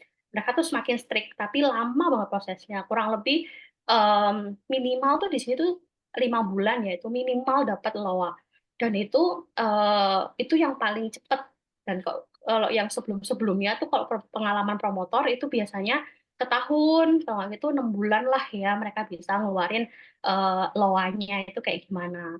Terus dulu tuh juga saya juga pernah publish jurnal itu juga gratis. Itu kayak di Indonesia itu jurnal dari UGM itu mereka gratis dan itu Q3 Scopus itu Q3. Kalau ini kan Q2 itu juga gratis guys. Tapi kan prosesnya juga panjang. Itu dulu tuh 9 bulan dengan revisi banyak banget karena mereka strict. Itu juga salah satu faktor ya. Tapi kalau semakin kita banyak revisi tuh berarti paper kita tuh dibaca gitu loh. Kalau misalkan kan nggak banyak revisi, ada dua kemungkinan. Papernya udah bagus, yang kedua ya nggak dibaca. Gitu aja. Kayak gitu sih. Terus habis itu kan saya masih pemula nih, bagaimana cara kita tuh bisa dapat tahu jurnal-jurnal ini tuh jurnal-jurnal yang predator atau enggak, kayak gitu tuh gimana caranya. Jadi, eh, Imako. Jadi ada satu website yang menurut saya itu apa namanya bermanfaat banget bagi kalian kalau misalkan mau ngecek suatu jurnal. Jadi meskipun kalian nanti itu nge-citing jurnal itu jangan sampai citing ala kadarnya ya. Maksudnya kayak yang penting bahasa Inggris itu pasti jurnalnya udah berreputable itu belum tentu. Jadi kalau bisa tuh kalian harus ngecek apakah jurnal ini tuh reputable atau enggak kayak gitu. Jadi misalkan ini namanya tuh situsnya itu Simago JR namanya. Yang di sini tuh mereka bakalan ngeranking jurnalnya itu masuk Q3, Q2, Q1 itu di sini. Jadi itu kalau misalkan para akademisi itu kalau misalkan mau citing itu mereka juga harus ngecekin di sini satu-satu. Ya memang harus effort sih, cuman itu juga berpengaruh di kualitas paper. Jadi kalau misalkan kalian udah paper bagus tulisannya tapi citingnya tuh kok banyak yang predator ya, kok citingnya itu nggak banyak yang bereputasi ya itu juga bakalan jadi salah satu indikator untuk di reject kayak gitu. Misalkan di sini ada jurnal ini apa namanya itu ya. Misalkan di sini deh Journal on International Journal of Law Management ini. Kita bisa lihat di sini kalau misalnya ada kayak gininya itu berarti dia udah terindeks Simago. Nah, kita bisa buka di sininya kira-kira dia udah indeksnya berapa ya gitu. Nah, di sini kita bisa lihat yang paling bawah, oh ternyata dia Q2. Terakhir 2022 itu udah masih Q2. Jadi kalian masih, misalnya itu mereka bukan predator dan kita bisa apa namanya bisa ngecek, bisa nge-citing mereka atau menjadi dasar kalian untuk membuat suatu riset kayak gitu. Itu salah satu tips and trick ya untuk kalian untuk ngecek jurnal-jurnal itu termasuk jurnal yang reputable atau jurnal yang apa namanya predator kayak gitu. Terus habis itu apa lagi ya? Oh iya, kalau misalkan kalian kan merasa gini, kalau misalkan saya tuh eh, kalau nyari jurnal internasional tuh biasanya ada dikunci kayak gitu kan. Misalkan ada harus berbayar itu kayak gimana kayak gitu kan. Itu biasanya tuh kalau di kita tuh ada aplikasi namanya tuh Publish and Perish. Ya di sini tuh namanya ada Publish and Perish. Nah, ini tuh salah satu aplikasi yang membantu kalian untuk mencari jurnal-jurnal dan tentunya itu reputable karena mereka akan search engine-nya itu apa namanya ngefilter jurnal-jurnal yang reputable kayak gitu. Jadi ini aplikasi yang apa namanya berbasis apa namanya apps ya. Jadi kalian bakalan download dulu nanti apa namanya bakalan ngerunning dan akan mencari. Kayak di sini aku punya aplikasinya deh. Misalkan ini nih. Nah, di sini Nah, di sini tuh bakalan misalkan nih di Scopus keywords-nya keywordnya itu mungkin loyalty.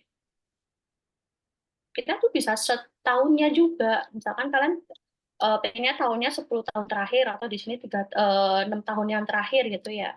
24. Nah, itu kalian bisa search dan itu bakalan dapet jurnal-jurnal yang apa namanya berreputable dan tentunya tuh Scopus kayak gitu. Jadi kalian nggak usah khawatir dapat jurnal predator karena mereka bakalan nge-filter secara apa namanya secara otomatis kayak gitu. Itu bisa jadi salah satu hack juga sih. Saya dulu tuh juga sering banget pakai ini untuk mencari jurnal-jurnal karena memang kalau misalkan kita cari di satu situs misalkan tadi kayak Emerald, Elsevier, Science Direct itu kan biasanya terbatas ya. Kalau di sini tuh mereka semua yang terindeks Scopus entah Elsevier, Emerald, Sage, Harvard Business Review, DOAJ dan lain sebagainya itu bakal masuk kayak gitu. Nggak perlu kita buka banyak tab kayak gitu. Kayak gitu sih. Mungkin itu aja sih yang dari saya. Saya kembalikan lagi ke Kak Rian. Eh, Oke, teman-teman, gimana dari materi Kak Yesi? Ini mau masuk sesi Q&A atau masih ada materi, Yes? Pengen kamu tunjukin? Masih di kayaknya itu dulu sih. Mungkin nanti jadi pertanyaan aja. Oke, dari pertanyaan. Jadi kita masuk ke sesi Q&A dulu aja ya.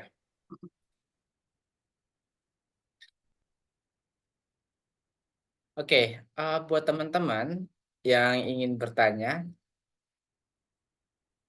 hmm, Yes, boleh matiin dulu share screen, Yes.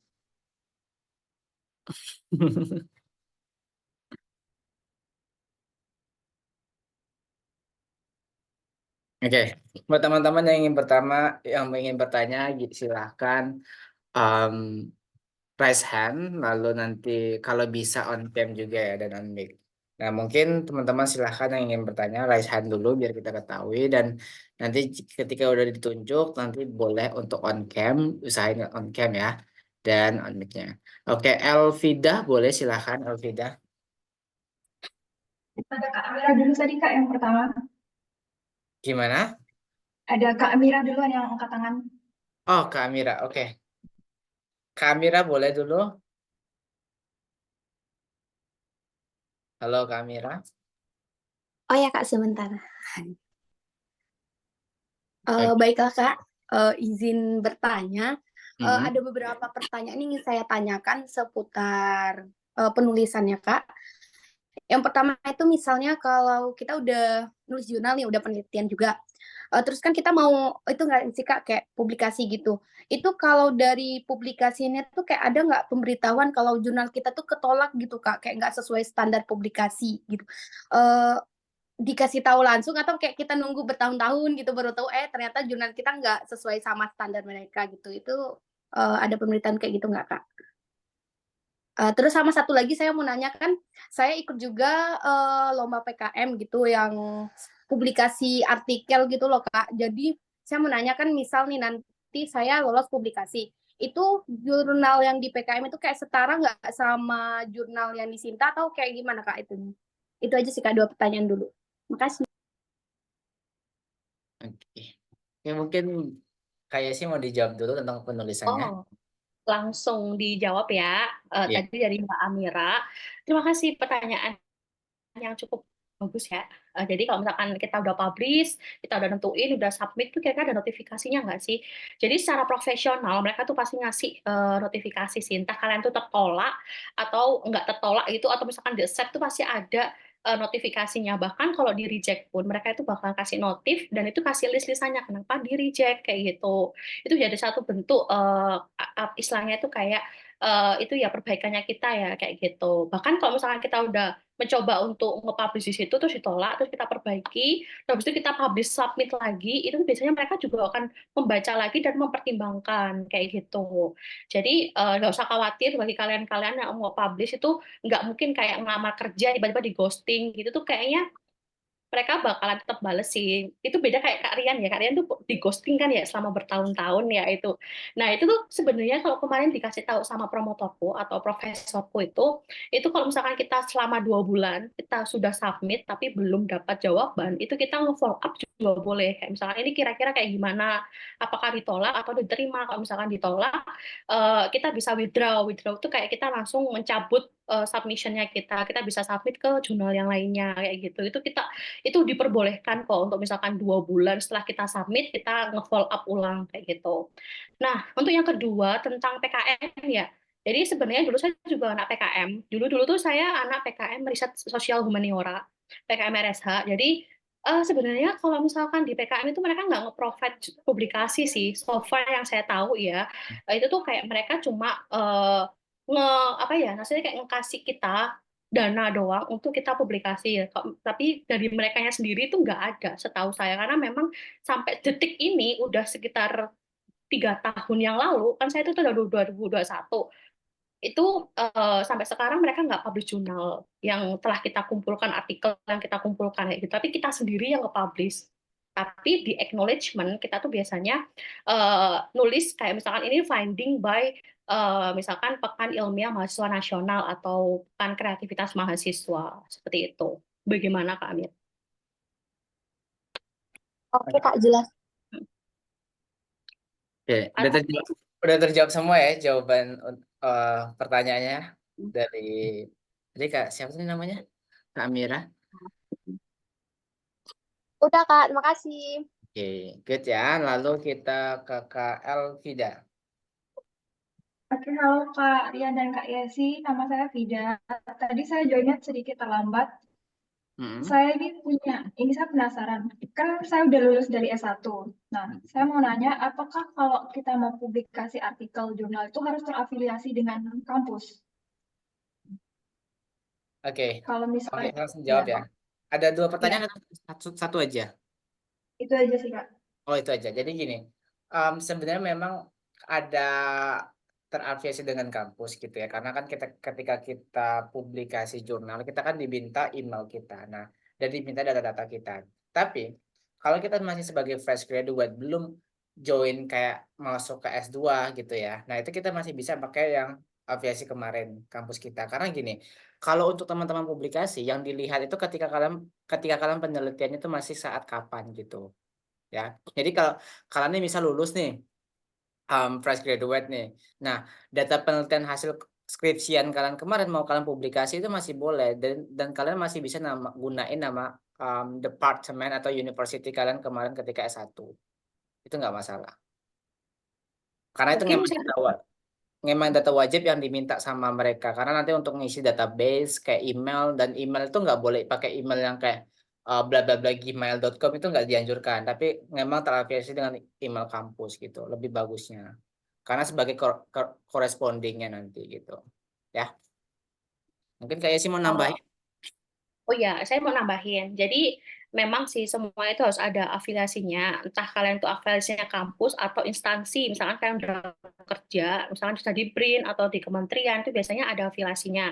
Jadi contohnya saya ini, saya lulus tahun 2021 S1 ya. Itu tapi saya tetap publikasi sampai tahun 2023. Kan saya baru masuk kuliah 2023 pertengahan, tapi 2022 2023 itu saya masih aktif publikasi. Tapi tetap saya masih pakai nama kampus sebelumnya masih S1 karena memang saya masih join riset sama dosen-dosen saya sebelumnya dan lain sebagainya gitu. Kayak gitu sih. Tapi kalau misalkan Mbak Vida tadi itu udah kerja di kementerian atau di mana itu tuh bisa dimasukin ke affiliation. Tapi karena bagusnya sih memang academic affiliation ya. Kayak gitu sih. Oke, makasih Kak jawabannya. Berarti walaupun udah kerja tetap maksudnya harus ada koneksi dengan dosen sebelum, jadi nggak benar-benar terpisah gitu ya risetnya. Lebih baiknya gitu sih. Oke, makasih ya Kak udah menjawab. Ya. Oke, lanjut boleh Kak Givari. Silakan. Oke, selamat malam Kak Rian, Mbak Yesi. Izin bertanya nih, Alhamdulillah saya sebagai mahasiswa semester 6 juga sudah publish 2 kali di jurnal terindeks Sinta juga. Akan tapi yang saya bingungkan yang dimana Sinta 4 dan 5 itu rata-rata berbahasa Indonesia. Dan Sinta 1 sampai dengan 3 itu ada beberapa jurnal yang diwajibkan untuk berbahasa Inggris nih. Nah, perpindahan antara bahasa Indonesia dan bahasa Inggris itu dari saya sendiri agak kesulitan. Mungkin ada tips nih untuk bagaimana memulai suatu riset ataupun artikel dalam bahasa Inggris agar bisa diterima oleh publisher-publisher yang mewajibkan menggunakan bahasa Inggris. Oke, good. Jadi gini, untuk Givari, jadi setiap kampus ataupun ada sebenarnya lembaga sendiri itu namanya memberikan jasa gitu ya. Kalau di kampus saya itu aku lupa namanya, tapi ada di bagian kayak division research gitu di kampus saya yang berhubungan sama penelitian. Itu memang ada jasa gitu ya untuk nge-translatein dari bahasa Indonesia ke bahasa Inggris ataupun sebaliknya gitu. Nah, kamu bisa manfaatin jasa ini gitu. Nah, memang berbayar sih setahu aku. Dulu saya juga sering gunain. Jadi kayak selain proofread mereka bisa translate gitu. Oh Nah, iya. itu bisa konfirmasi ke kampus-kampus. Coba tanya sama dosen di kampusmu. Biasanya setiap dosen pasti menggunakan jasa itu untuk proofread atau untuk translate jurnal. Itu ada. Gitu ya, Gifari. Mungkin kayak sih mau nambahin dulu trik kayak sih gimana tipsnya. Kalau tips dari saya ya mungkin memang benar sih kita harus ada namanya proofread. Jadi sekarang nulisnya tuh udah ditranslate dulu aja pakai bahasa Inggris Google Translate. Kalau misalkan emang belum punya kapabilitas untuk itu, tapi nanti ada proofreadernya dan itu juga tersedia kok kalau dulu di kampusku UM itu ada namanya LPPM. Itu tuh juga menyediakan proofreader, ada juga di Balai Bahasa itu juga biasanya itu ada eh, penyedia proofread kayak gitu. Bahkan ada eksternal juga bisa kayak gitu. Biasanya kalau di proofread tuh bakalan diperbaiki kok apa namanya bahasa Inggrisnya. Ya meskipun kita harus ngeluarin duit ya, tapi itu better karena memang si jurnalnya itu bakalan melihat dari segi kebahasaannya kita juga kayak gitu. Gitu ya. Gimana ada Terima kasih, Kak. pertanyaan lanjutan dari Kak Gifari? Sudah. Terima kasih. Sama-sama.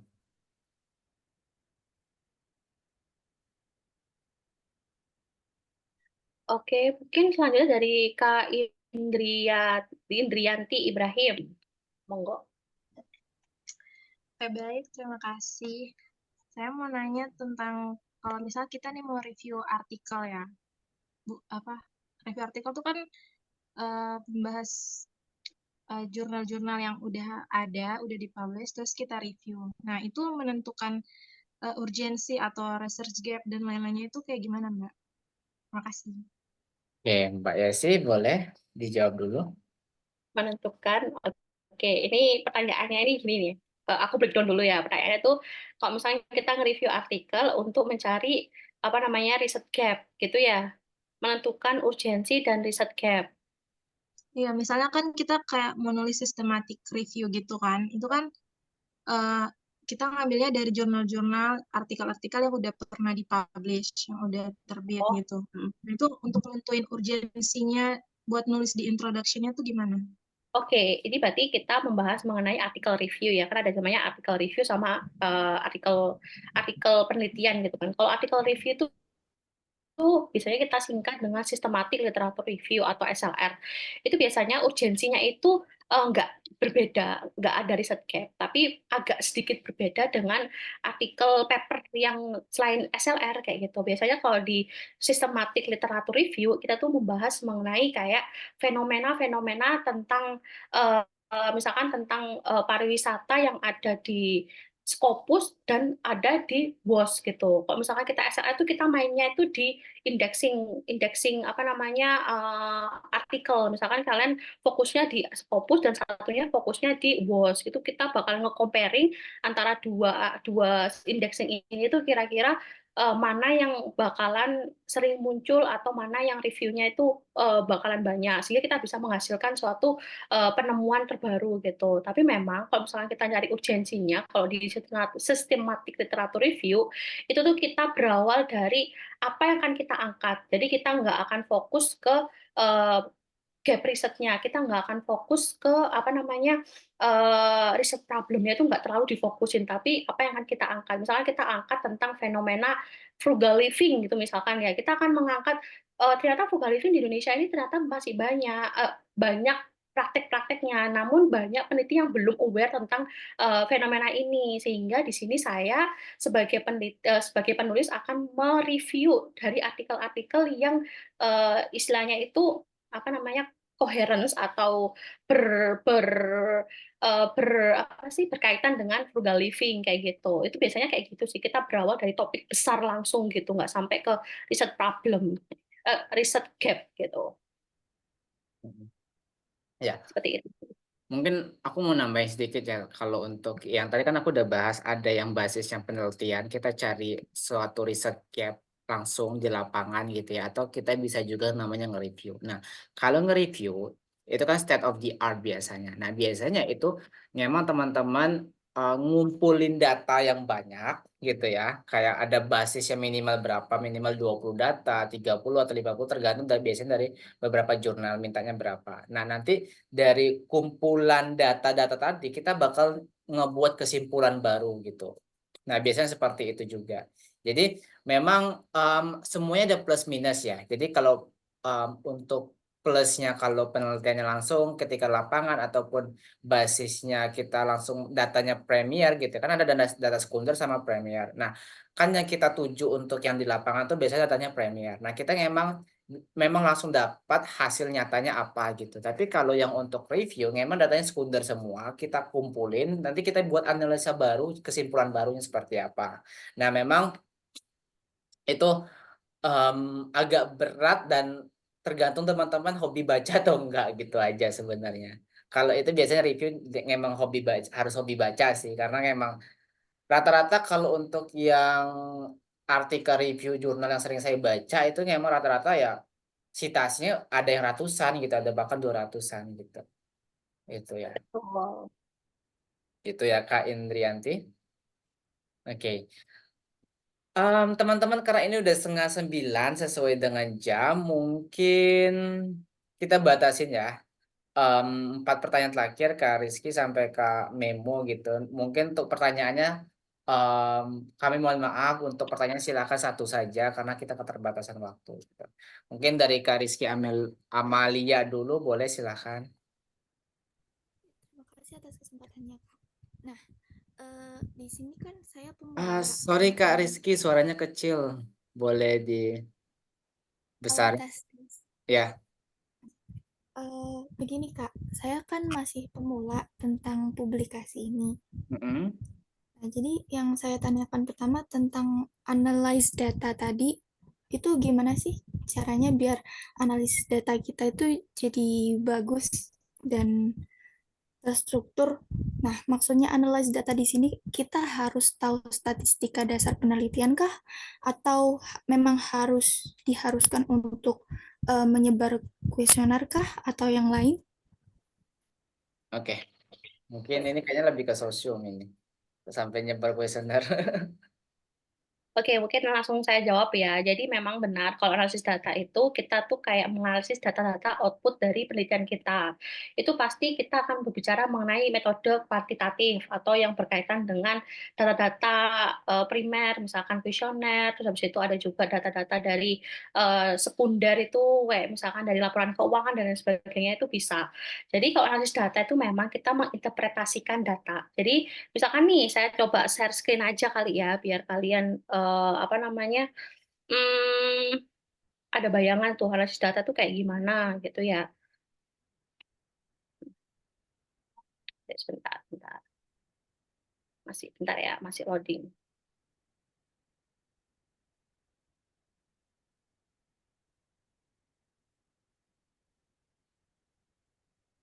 Oke, wait.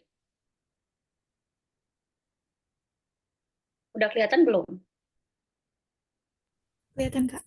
Nah, itu contoh dari analisis data. Jadi di sini tuh kita bakalan menganalisis, oh ini kenapa kok CR-nya 0,66, terus AV-nya itu kok 0,94, 0,594, terus habis itu nanti juga ada apakah ini kok ini diterima, ini ada juga partial mediation, itu kita bakalan menganalisis ini gitu, namanya analisis data. Jadi kayak gini tuh misalkan kalau pengen bagus memang harus sesuai dengan kaidah-kaidah statistika. Jadi kita harus paham mengenai statistika dasar, misalkan statistika inferensialnya itu kayak gimana, terus habis itu cara menghitung analisis kayak misalkan regresi itu tuh kayak gimana itu memang harus kita pelajari. Jadi kita bisa menganalisis data-data. Misalkan di sini nilai betanya tuh 0,40, statistikanya tuh 3 T-statnya itu ada 13,360 itu kayak gimana itu cara analisisnya itu memang kita harus punya basic terlebih dahulu mengenai statistika inferensialnya. Jadi kalau misalkan Mbak Rizky ini tuh mau belajar analisis data ya memang kita harus apa namanya mundur dulu untuk belajar statistika. Itu biasanya kalau misalkan kita udah tahu cara membacanya kayak gini, itu kita bakalan gampang untuk analisis data. Kayak kalau kalian tuh mungkin sederhananya nih ya kayak analisis median, mean, rata-rata itu kan kalau misalkan udah tahu kan oh ini rata-ratanya sekian, dari sekian berarti dari kelompok satu ini tuh memiliki nilai rata-rata sekian kayak gitu. Itu sama aja dengan analisis data di artikel kayak gitu. Itu sih. Bagaimana Kak Rizky? Jelas, Kak. Oke, terima kasih. Mungkin kalian ada tambahan? Sebenarnya gini teman-teman, ketika kita membuat sebuah publikasi artikel ilmiah gitu ya. Nah, memang ada beberapa basis standar yang kita harus ikuti. Nah, ini basis standar tergantung lagi sama bidang keilmuan kita gitu. Dalam teknik sipil itu berbeda dengan manajemen dan bidang-bidang lainnya. Nah, kalau kami itu punya basis minimal itu mengikuti standar SNI gitu. Memang ada, kalau kita mau nguji A, B, C, D, kita harus ngikuti standarnya SNI. Kalau kita nggak ikut ya otomatis itu nggak sesuai dengan kaidah yang berlaku untuk publikasi ataupun penelitian. Sederhananya seperti itu. Jadi memang untuk masuk ke level publikasi itu banyak bidang ataupun secara holistik yang kita harus pelajari gitu ya. Jadi benar kata kayak sih, kita harus tahu statistiknya pakai data apa dan lain sebagainya gitu. Sederhananya seperti itu aja buat teman-teman. Tuh, tapi nggak usah masalah kok, itu bisa dipelajari sambil jalan. Iya, itu prosesnya memang step by step. Nanti kan kalian bakal belajar aku nggak tahu setiap kampus tuh materi metopen, metode penelitian itu kan biasanya semesternya berbeda. Kalau di kampus saya itu biasanya kalau di zaman aku malah itu semester 3 udah belajar metode penelitian, tapi nggak tahu di kampus teman-teman. Nah, di metode penelitian ini teman-teman pelajari dengan baik, dengan sungguh-sungguh, karena ini dasar yang bakal kalian lakuin untuk publikasi dan penelitian. Gitu. Oke, next, Oke, Kak, Angelina. terima kasih. Iya, sama-sama. Suaranya kedengeran nggak, Pak? Kedengeran. Angelina. Oke, ini murid Oke. saya juga ini. Iya kan? Iya bukan? Apa? Oh, yang ikut kelas TOEFL juga bukan? Iya. Oh, Ini mau nanya, sebenarnya ada tapi yang paling penting dulu. iya. Yang penting. Kalau kita bikin penelitian, terus simulasi bentuknya, biasanya kan kita perlu validasi tuh. Validasi kan biasanya mostly itu eksperimen, sedangkan kalau misal alat eksperimen itu ternyata gitu kan, yang punya negara lain bukan kita. Nah itu berarti kita mendingin pakai penelitian yang sebelumnya atau pakai eksperimen dengan komponen yang dibandingkan itu sama gitu. Paham nggak, Kak? Oke, coba kamu sederhanain dulu. Maksudnya gimana? Kamu pengen neliti, terus? Iya kan kita pakai simulasi. Otomatis butuh validasi. Ya benar. Terus? Validasinya itu kan eksperimen biasanya. Nah, eksperimennya ini nggak ada karena alatnya nggak ada di Indonesia, katakan gitu. Nah, berarti cara yang kita pakai itu apa gitu? Apakah kita bandingin sama penelitian yang lain, penelitian sebelumnya, tapi dengan membandingkan komponen yang sama gitu? Oke. Buat validasi. Oke, jadi gini. Dalam penelitian juga, ini juga relate sama bidang saya, teknik sipil. Biasanya memang ada yang kita simulation, ada yang kita langsung uji di lapangan atau laboratorium. Nah, memang ada beberapa konteks penelitian yang kita harus gunain simulation. Karena memang kayak kalau lewat simulasi itu pertama dananya lebih simple, nggak terlalu banyak, kedua dari material, terus kebutuhan teknologi untuk mengujinya udah ada di lingkungan kita atau belum gitu ya. Nah, jadi kalau kita memang pakainya simulation, kan memang harus ada validasinya. Nah, salah satu validasi yang teman-teman ambil itu bisa dari penelitian terdahulu yang memang dia rujukannya dari penelitian langsung di laboratorium. Misal dia materialnya sama, metodenya sama gitu ya, secara bahan dasar ataupun ada komponen-komponen tertentu yang kan kalau kita input di simulation pakai aplikasi kan Angelina. Iya. Nah, ketika kita pakai aplikasi kan kita juga masukin standar yang sama dengan desain ketika pengujian sebelumnya yang di lapangan tersebut. Kayak karena aku nggak tahu kamu ngujinya apa. Saya ngambil contohnya aja, misal kayak gini. Ketika dalam suatu bidang, contoh ngambil bidang saya teknik sipil nih. Ini for example aja. Nah, ketika saya pengen nguji, misal nguji sebuah apa ya, contoh kayak gempa kan nggak mungkin dulu kita nunggu gempa kan, pengen nguji gempa kan. Nah, kita buat namanya simulation untuk gempa. Ya, nah data simulasi gempa ini kita ambil dari gempa yang pernah terjadi di lapangan dan direkam oleh teknologi. Nah, masalahnya di Indonesia itu belum ada rekaman gempa yang sebagus kayak standar kalau di Amerika, Jepang ataupun negara Eropa. Nah, kami ngambil dari data mereka, baru input ke simulation tersebut. Nah, itu salah satu example-nya. Dan itu bisa. Oke. Boleh tanya yang lain nggak, Kak? Gimana? Ini, kalau kita publish tapi lewat conference dulu berarti masuknya kan proceeding nggak sih? Nah, kalau masuknya publish ke proceeding, dia itu terindeks nggak jurnalnya itu, atau lihat bereputasi gitu nggak? Kalau conference. Terus yang kedua itu lagi, kalau misalkan lewat publish and Paris tadi, itu dia kan langsung connected gitu. Dia bisa downloadnya free gitu nggak? Misal yang kita pilih mau presentasi yang ini, kita mau lihat jurnalnya baca full gitu, dia bakal purchase dulu atau kalau udah free. Itu sih, Kak. Oke, Makasih. sih. Aku jawab ya. Oke, mungkin ini saya bisa jawab nih, kan tadi kan eksperimen, saya mungkin nggak pernah eksperimen nih ya. Ini kalau misalkan nih, tadi pertanyaannya kalau misalkan kita citingnya tentang conference, apakah conference itu jurnalnya itu terindeks. Jadi memang apa namanya, ada beberapa conference itu yang memang dia indeksnya udah Scopus. Misalkan itu kayak AIP itu conference-nya itu sudah Scopus. Jadi kalau kita citing pun itu masih reliable lah ya, kita bisa diandalkan lah ya, kredibilitasnya itu masih bagus gitu. Tapi ada beberapa conference itu memang yang indeksnya itu ya proceeding doang, biasa aja, nggak ada indeksnya. Itu memang kalian harus hati-hati juga, harus tahu proceeding mana yang benar-benar terindeks Scopus maupun terindeks yang tak terindeks. Jadi kalau as long as I know itu kayak AIP conference itu udah Scopus, itu udah bagus juga. Ada juga yang di Australia itu ada juga namanya itu ini tentang marketing ya, namanya itu saya juga lupa. Itu ada juga conference yang standarnya itu udah setara dengan Scopus. Kalau kita citing pun kita bakalan reliable dan kredibilitasnya di masih bagus gitu. Nah, kalau yang kedua tadi tentang publish and perish.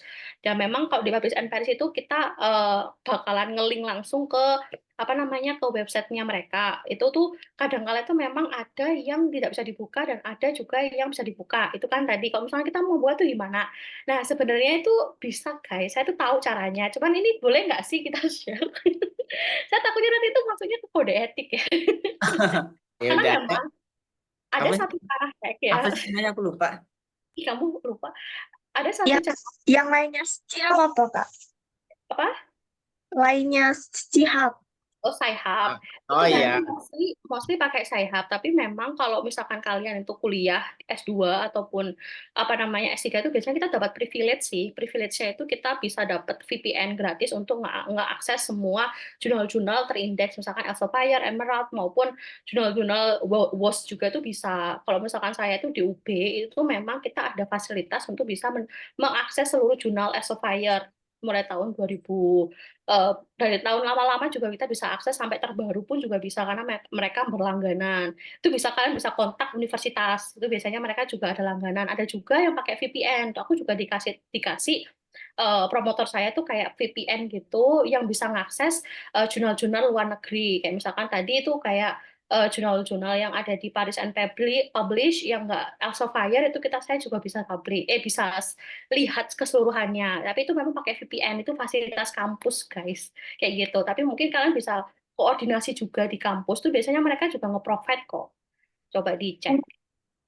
Ada lagi kebijakan kalau kita bikin account di suatu apapun itu ya, website jurnal, biasanya kan ada institusi kita kan, ya biasanya kan otomatis. Nah, mostly kan misal kalau yang pakai dosen profesor kan mereka mungkin udah pekerjaan tetap gitu, tapi kalau mahasiswa, misal pas tahun ini lagi mahasiswa kampus A, terus mungkin bakal satu tahun atau mungkin sudah tiba-tiba kan ke kampus B, terus kita berbagi lagi, dia bakal, maksudnya kayak boleh nggak pas satu tahun bisa itu kita masih pakai institusi yang lama gitu. Boleh kok, as long as masih bisa sih, ya nggak apa-apa, gaskan aja. Karena saya juga sering pakai institusi dari short course aku gitu, masih masih boleh gitu loh. Gitu. Karena nanti itu di artikel kalian tuh nggak mungkin kan diakses oleh, misalkan oleh tadi siapa ini, diakses oleh Angelina dari misalkan dari UI gitu, atau misalkan ini dari enggak, ini cuma mereka tuh cuma nyantumin nama, author, terus judul sama doi-nya itu apa gitu. Itu aja sih. Jadi nggak malah kalian mau pakai institusi yang mana, mau ngehack pakai apapun nggak apa-apa. Itu sih. Mungkin kalian mau nambahin. Cukup sih, cukup. Kalau aku cukup. Bagaimana Kak Angelina? Cukup Kak, makasih. Ya, sama-sama. Oke, terakhir ini Kak Memo ya teman-teman terakhir. Silakan Kak Memo. Siap. Terima kasih Kak Rian sama Kak Yesi. Selamat malam semuanya. Mohon izin mau tanya Kak Rian. Saya saat ini sedang S2 di Universitas Indonesia. Dan kami ini diwajibkan namanya untuk lulus nanti harus publikasi begitu. Jadi materi ini jadi sangat penting gitu ya bagi saya gitu. Jadi saya ingin tanya Kak, pertama perihal plagiarism ya. Itu bagaimana pada saat kita submit ke jurnal itu apakah kita ada disediakan pada saat kita submit jurnal publikasi kita itu Turnitin kita itu kita cantumkan atau mereka punya aplikasi tersendiri untuk mengecek plagiarism itu tersendiri. Kemudian juga ada guide for authors. Itu kan manuskrip ya Kak ya. Jadi kayak manuskrip yang kita itu tuh kita dapat guide-nya itu dari jurnalnya atau nanti bagaimana begitu, karena saya masih newbie banget untuk hal publikasi. Kemudian Kak, saya ada pertanyaan lagi, ada tidak web atau jurnal Sinta atau Scopus yang free begitu untuk di-share ke kita, mungkin bisa kita submit nanti begitu. Kemudian terakhir pertanyaan saya Kak Rian sama Kak Yesi, boleh minta tips atau trik sebenarnya untuk saya untuk mengambil publikasi itu boleh di semester 3. Saat ini saya lagi semester 2. Terkait tadi kan diinformasikan bahwa accepted-nya itu cukup lama dan akan ada revisi begitu. Enaknya ini gimana ya menurut kalian? Apakah saya menyusunnya saja mulai dari semester sekarang, semester 2, mengingat akan adanya lama begitu, karena semester 3 karena pada saat lulus nanti juga harus ada kita harus publish begitu, minimal accepted kalau di UI. Nah begitu. Jadi saya minta saran dan tips triknya, apakah bisa melakukan publikasi sekarang atau bagaimana? Terima kasih, itu saja. Oke, aku coba jawab dulu yang beberapa pertanyaan aku bisa jawab ya, Yes. Jadi gini, memang untuk berhubungan sama publikasi itu adalah salah satu problematika adalah masalah waktu. Nah, memang kalau Masnya udah punya papernya, udah punya manuskripnya ya langsung aja dari sekarang gitu. Itu ya, karena memang tergantung Masnya mau ngincar yang cepat atau yang lama dan gratis gitu. Konteksnya kayak gini biasanya publikasi tuh. Kalau mau cepat itu biasanya berbayar dan bayarnya tuh lumayan, ya jutaan atau bahkan puluhan juta. Kalau mau gratis itu ada, tapi biasanya prosesnya lama dan itu memang mereka tuh sangat-sangat ketat. Karena mereka juga ngebatasin diri untuk berapa kali dalam setahun buat publish gitu ya. Nah, tinggal lihat urgensinya mana. Kalau mau gratis tapi lama ya berarti startnya dari sekarang gitu untuk manuskrip ataupun papernya. Nah, untuk mencari jurnal gratis gitu ya, memang ada beberapa website ya, ada beberapa website. Mungkin kayak sih jawab dulu beberapa pertanyaan dari Kak Memon. Mungkin saya bakal googling dulu website, nanti saya share screen. Oke, mungkin saya lanjutin jawabnya ya. Ini sebelumnya Kak Memo ini dari jurusan apa? Jurusan Public Health, Kak. Public Health. Oh, kesehatan gitu ya. Oke, ini pertama mengenai plagiarism. Apakah kita itu juga ngelampirin Turnitin atau mereka juga ada sistemnya sendiri? Kalau sepengalaman saya nih ya, kalau publikasi itu memang kita tuh biasanya dua, kita tuh tetap ngetrunitin sebelum kita submit. Kadang mereka juga tetap ngetrunitin sendiri dan kadang juga mereka juga suruh kita ngelampirin Turnitinnya. Tapi itu tuh dulu, tapi sekarang mereka itu sudah satu include-an gitu loh. Jadi misalkan kita publish, itu biasanya mereka itu bakalan ada namanya itu itu loh, apa namanya, istilahnya itu peer review-nya itu bakalan editorialnya itu bakalan ngetrunitinin sendiri, apakah itu bener-bener cuma 13% atau 10% gitu tuh biasanya mereka tetap ada aplikasinya sendiri gitu. Kalau misalkan kemarin nih contohnya aku di jurnal tadi, Jurnal Tourism and Hospitality, itu memang mereka itu ada sistem turnitinnya, itu namanya sebentar. Turnitinnya itu mereka pakai clarified, bukan, Crossref, similarity check. Itu tuh mereka punya aplikasinya. Tapi memang kita kalau sebelum submit pun kita juga harus make sure apakah turnitin kita itu memang istilahnya itu sudah rendah. Jadi kayak istilahnya itu ya udah kita cek dulu aja meskipun nanti beda aplikasi ya biasanya tuh nggak jauh-jauh beda banget gitu loh. Misalkan kita 10% ternyata di mereka cuma 11%. Bedanya cuma 1 sampai 2% doang gitu. Maksudnya kan kita lebih aman gitu kan, nggak sampai tinggi-tinggi banget. Daripada kita masukin tapi belum ngetrunitin, ya better kita sudah memitigasi resiko itu, kayak gitu. Terus habis itu dulu juga pernah pengalaman publish di Sinta 2. Itu tuh kita nggak perlu nyantumin turnitin, tapi mereka yang ngetrunitinin. Jadi ketika masuk langsung kita dikasih apa namanya, langsung dikasih kayak file-filenya beserta turnitin yang sudah. Jadi misalkan nih turnitinku dulu tuh malah 21%. Jadi mereka tuh minimalnya 20%.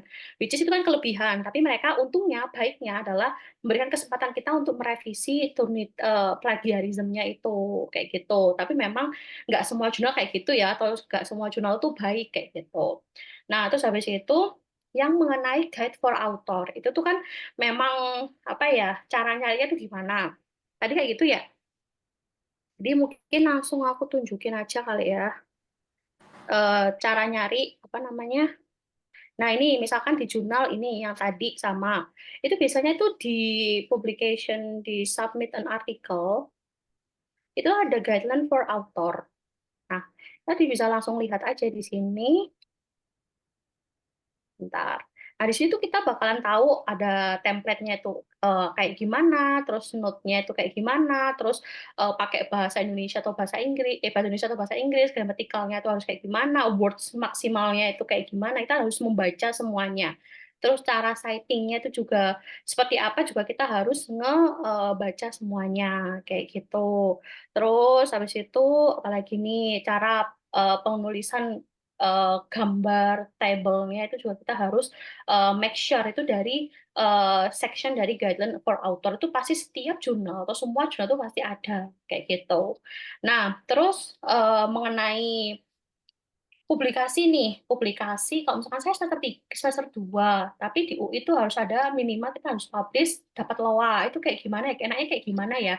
Itu sebenarnya mau tanya dulu nih, apakah sekarang udah ada dosen pembimbingnya atau belum? Saat ini baru sudah di-share, belum bimbingan aja, Kak. Oh, kalau udah ada dosen pembimbingnya, better udah mulai nulis. Karena kenapa? Emang prosesnya panjang kalau misalkan mau gratis. Atau mau yang, meskipun ada yang bayar juga ada yang prosesnya lama. Tapi better karena udah ada pembimbingnya, ya udah ditulis aja. Karena memang ada beberapa mahasiswa ya, itu tuh pengen publish cepet-cepet, tapi mereka tuh belum ada pembimbing. Sedangkan administrasi kampus atau kebijakan kampus itu, oke, kita udah punya publikasi, tapi kalau nggak ada nama pembimbingnya, mereka tuh nggak mau mengakui. Kan itu kan eman-eman ya, udah lama-lama nunggu, terus nggak diakuin sama si Univ. Nah, itu kita make sure dulu, kira-kira kalau misalkan kita publish doang tanpa pembimbing itu bisa diakui atau enggak. Tapi memang rata-rata mereka itu tetap harus ada pembimbingnya. Kayak contohnya saya nih di UB, itu tuh pembimbingnya itu baru dibagikan semester 3, which is kita baru bisa nulis, mereka baru bisa bimbingan itu ya semester 3, semester 2 ini belum bisa. Jadi kalau misalkan kita punya gagasan, kita nulis dulu aja. Kita nulis, bikin manuskrip, terus waktu pas bimbingan kita bisa nunjukin, ini kita udah jadi Pak, papernya gini-gini. Jadi kalau misalkan bimbingan, kalau misalkan si dosennya terus udah approve dan ACC, kita bisa langsung publish kayak gitu. Itu menyiasatinya. Kalau nggak gitu, kalau misalkan belum ada pembimbingnya, itu biasanya strateginya adalah dari maba itu udah pendekatan sama dosen. Jadi biasanya tuh dosen-dosen S2 itu memang mencari mahasiswa untuk proyekan atau collab bareng. Jadi di awal tuh kita sudah deketin promotornya, dosen pembimbing yang akan kita pilih itu siapa aja, kita deketin, kita ikut proyeknya beliau. Ya mungkin kita nggak menjamin kita dari anak bimbingannya, tapi biasanya mereka tuh merekomendasikan. Kalau misalkan udah suka sama tulisannya kita, sudah dekat, itu biasanya mereka bakalan ya udah nanti bimbingannya saya aja, nanti saya ngatur kayak gitu. Biasanya gitu kalau di kampus saya ya kayak gitu. Jadi kalau misalkan si Mas Memo ini udah udah dapat pembimbing, ya bagus dong. Sekarang bisa dipersiapkan untuk publikasi kayak gitu. Udah istilahnya tuh udah nyicil, meskipun nanti keputusannya nanti tiba-tiba di reject, itu kita bisa langsung punya action plan B untuk nyari jurnal yang lainnya kayak gitu. Itu aja sih. Mungkin ada tanggapan dari Kak Memo? Siap Kak, saya paham berarti ya memang lebih baik menyicil dari sekarang sih, saya niatnya begitu Kak, begitu. Sama saya tunggu web ya Kak ya, web yang itu yang mana? Iya. Kalau misalkan masih dari manajemen, saya tahu nih jurnal-jurnal yang gratis itu siapa aja. Tapi karena dari public health, jadi kayaknya kita harus ada riset lagi ya, riset yang mana yang gratis. Sebenarnya ada linknya. Coba kasih hostnya ke aku lagi buat share screen. Oh. Karena aku nggak nyetel kok hostnya soalnya. Udah. Oke, ini bentar. Nah, ini nanti udah masuk belum di screen teman-teman? Sudah Kak. Nah, ini nanti teman-teman bisa typing DOAG ya, nama websitenya ini. Nah, nanti teman-teman nanti tinggal lihat ini kan bidang ilmu ya, all field. Nah, nanti tinggal public health misalnya, tinggal pencarian. Nah, ini nanti opsinya banyak banget. Nah, teman-teman bisa lihat ini ada North Charts, ini ada APS. Nah, biasanya itu biaya itu di sini. Nah, ini sekitar 2.950 USD. Memang ya mahal ya. Yang nama jurnal nggak ada yang murah, kalau mau cepat ini ada ribuan, sekitar 14 juta, 15 juta. Nah, kalau kalian mau cari yang gratis, nanti tinggal opsi klik aja without fees ya, tanpa fee-nya, tanpa bayaran. Nah, ini ada 388 yang terindeks jurnalnya untuk public health ya. Nah, ini ada dari mana nih? Dari Peru ya. Nah, bisa dalam bahasa Inggris, Spanish, atau Portugis gitu. Nanti tinggal dikepoin lagi lebih dalam, oh ini jurnalnya gitu. Ketika lebih dikepo, nanti kita tinggal masuk aja ke websitenya. Nah, tinggal lihat secara jurnal ini seperti apa kalau di websitenya. Nah, ini kan memang bahasa orang ya, maksudnya bahasa apa ini, Spanyol gitu. Nah, berarti ini apakah mau nulis dalam bahasa Spanyol atau gimana, kan nggak mungkin pakai bahasa Spanyol, apalagi bisa bahasa Inggris. Nah, nanti tinggal dilihat indeksnya mereka ini terindeks apa gitu. Nah, ini yang mereka terindeks ya ini DOAG, Lilacs, tapi kayaknya nggak Scopus. Nanti tinggal cari aja yang ada Scopusnya gitu. Misal cari lagi nih gitu. Tapi ini semuanya no fee ya, tanpa bayaran, without fee. Nah, tinggal masuk aja, setiap ini tinggal dipilih gitu. Memang kalau nyari jurnal lamanya kayak gini sih gitu. Kalau mau nyari gratis ya, nah tinggal lagi. Ini biasanya kita lihat nih website di sini. Tinggal kita cek lagi. Oh enggak, Pak. Enggak. Websitenya error. Kita tinggal cari lagi. Jadi tadi untuk masnya tinggal di sini ya. Nanti karena ini cuma contoh aja, nanti ini websitenya di OAG. Nanti tinggal pilih fieldnya apa ya, masukin public health. Nanti di sini bagian wizard fee-nya ya. Nanti kita tinggal cari aja. Ada 388. Ada page-nya sampai 39 gitu. Di Sinta juga di situ bisa dicari Kak ya? Kalau Sintanya terindeks di OAG ya bisa, tapi kalau misalkan Sintanya nggak indeks ya nggak bisa. Oh gitu. Ini terindeks tuh ini aja. Tapi kalau Sinta tadi teman-teman tinggal lihat di sini aja. Misalnya nih jurnal tentang apa sih, public health ya. Oh Sinta, oke. Ya, nah ini banyak banget nih tentang public health. Nanti tinggal kalian filter aja mau Sinta berapa gitu. Yang tidak terakreditasi, yang ada Scopus, ada yang enggak, tinggal tergantung mau Sinta berapa gitu. Nanti tinggal filter, nanti ya kita lihat di sini. teman-teman bakal nyari yang emang ini emang ini harus ekstra kalian pilih-pilih satu-satu gitu. Oke. Tuh. Tapi kalau sama riset artikel tuh harus sabar sih ya. Apalagi Iya. nunggu notifikasi itu juga lumayan harus sabar. Gitu. Karena masnya public health sih, saya nggak tahu jurnal public health yang nggak ada sih tahu gitu. Karena beda bidang ilmu soalnya. Siap. Basicnya saya udah paham. Makasih Iya. Kak Rian, Kak Jessi. Makasih. Nah, sama-sama Kak. Oke, teman-teman, ini udah mau jam 9, kita udah lebih sekitar 30 menit. Buat teman-teman yang di personal chat nanyain, Kak, recordingnya boleh diminta nggak di-upload ke YouTube? Nanti kita bakal upload ke YouTube, nanti linknya bakal di-share di Instagram Story seperti yang kalian dapetin untuk link story ini, link Zoom ini gitu ya. Nanti kemungkinan paling lama ya besok gitu saya baru share atau baru saya publish gitu di YouTube. Anyway, saya ngucapin terima kasih buat teman-teman yang dari awal hingga akhir udah bergabung gitu ya. Tadi puncaknya ada sekitar 60, tapi biasanya memang decrease kalau udah mau penutupan gitu. Nah, kayak sih ada mau pesan-pesan dulu buat teman-teman tentang publikasi. Pesan-pesan untuk publikasi ya. Kalau publikasi itu, kalau pesan dari saya sih memang satu sabar ya, sabar karena memang publikasi itu kita nggak bisa instan. Kita tuh banyak researcher dan semua itu dikejar-kejar deadline, jadi kita harus sabar. Dan kalau bisa, kalau misalkan untuk luaran ya, kayak misalkan tadi untuk S2 dan lain sebagainya disiapkan jauh-jauh hari. Karena memang saya juga semester 2 sekarang. Itu juga saya sudah menyiapkan jauh-jauh hari juga kayak gitu. Itu semua butuh strategi ya. Itu aja sih. Oke, itu dari pesan-pesan dari Kak Yesi. Kalau dari saya, jadi teman-teman memang kalau kita bicara publikasi, maka kita juga bicara sama yang namanya penelitian gitu ya. Karena sebagus apapun nulis, tapi kalau kita penelitian kita masih ecek-ecek, tidak punya signifikansi, tidak punya importansi, tidak punya kepentingan dalam karya yang kita tulis, itu jadi useless gitu ya. Karena menulis itu adalah bagian media untuk menyalurkan gitu ya hasil penelitian kita atau suatu hal karya yang pernah kita lakuin gitu teman-teman. Nah, pentingnya selain teman-teman belajar tentang publikasi, teman-teman juga belajar tentang penelitian. Karena saya yakin teman-teman di sini mungkin belum dapat materi di kuliah yang tentang metode penelitian, nanti kalian juga pelajari tentang metode itu tersebut gitu. Karena itu basic buat teman-teman bisa achieve untuk publikasi gitu. Nah, mungkin ini aja yang teman-teman yang dapat saya sampaikan. Ini udah jam 9, saya bakal start recordingnya mungkin sekitar 30 menit, terus baru saya publish ya mungkin sekitar jam 10 malam kalau saya sempatin untuk malam ini buat nge-publish untuk recordingnya gitu ya.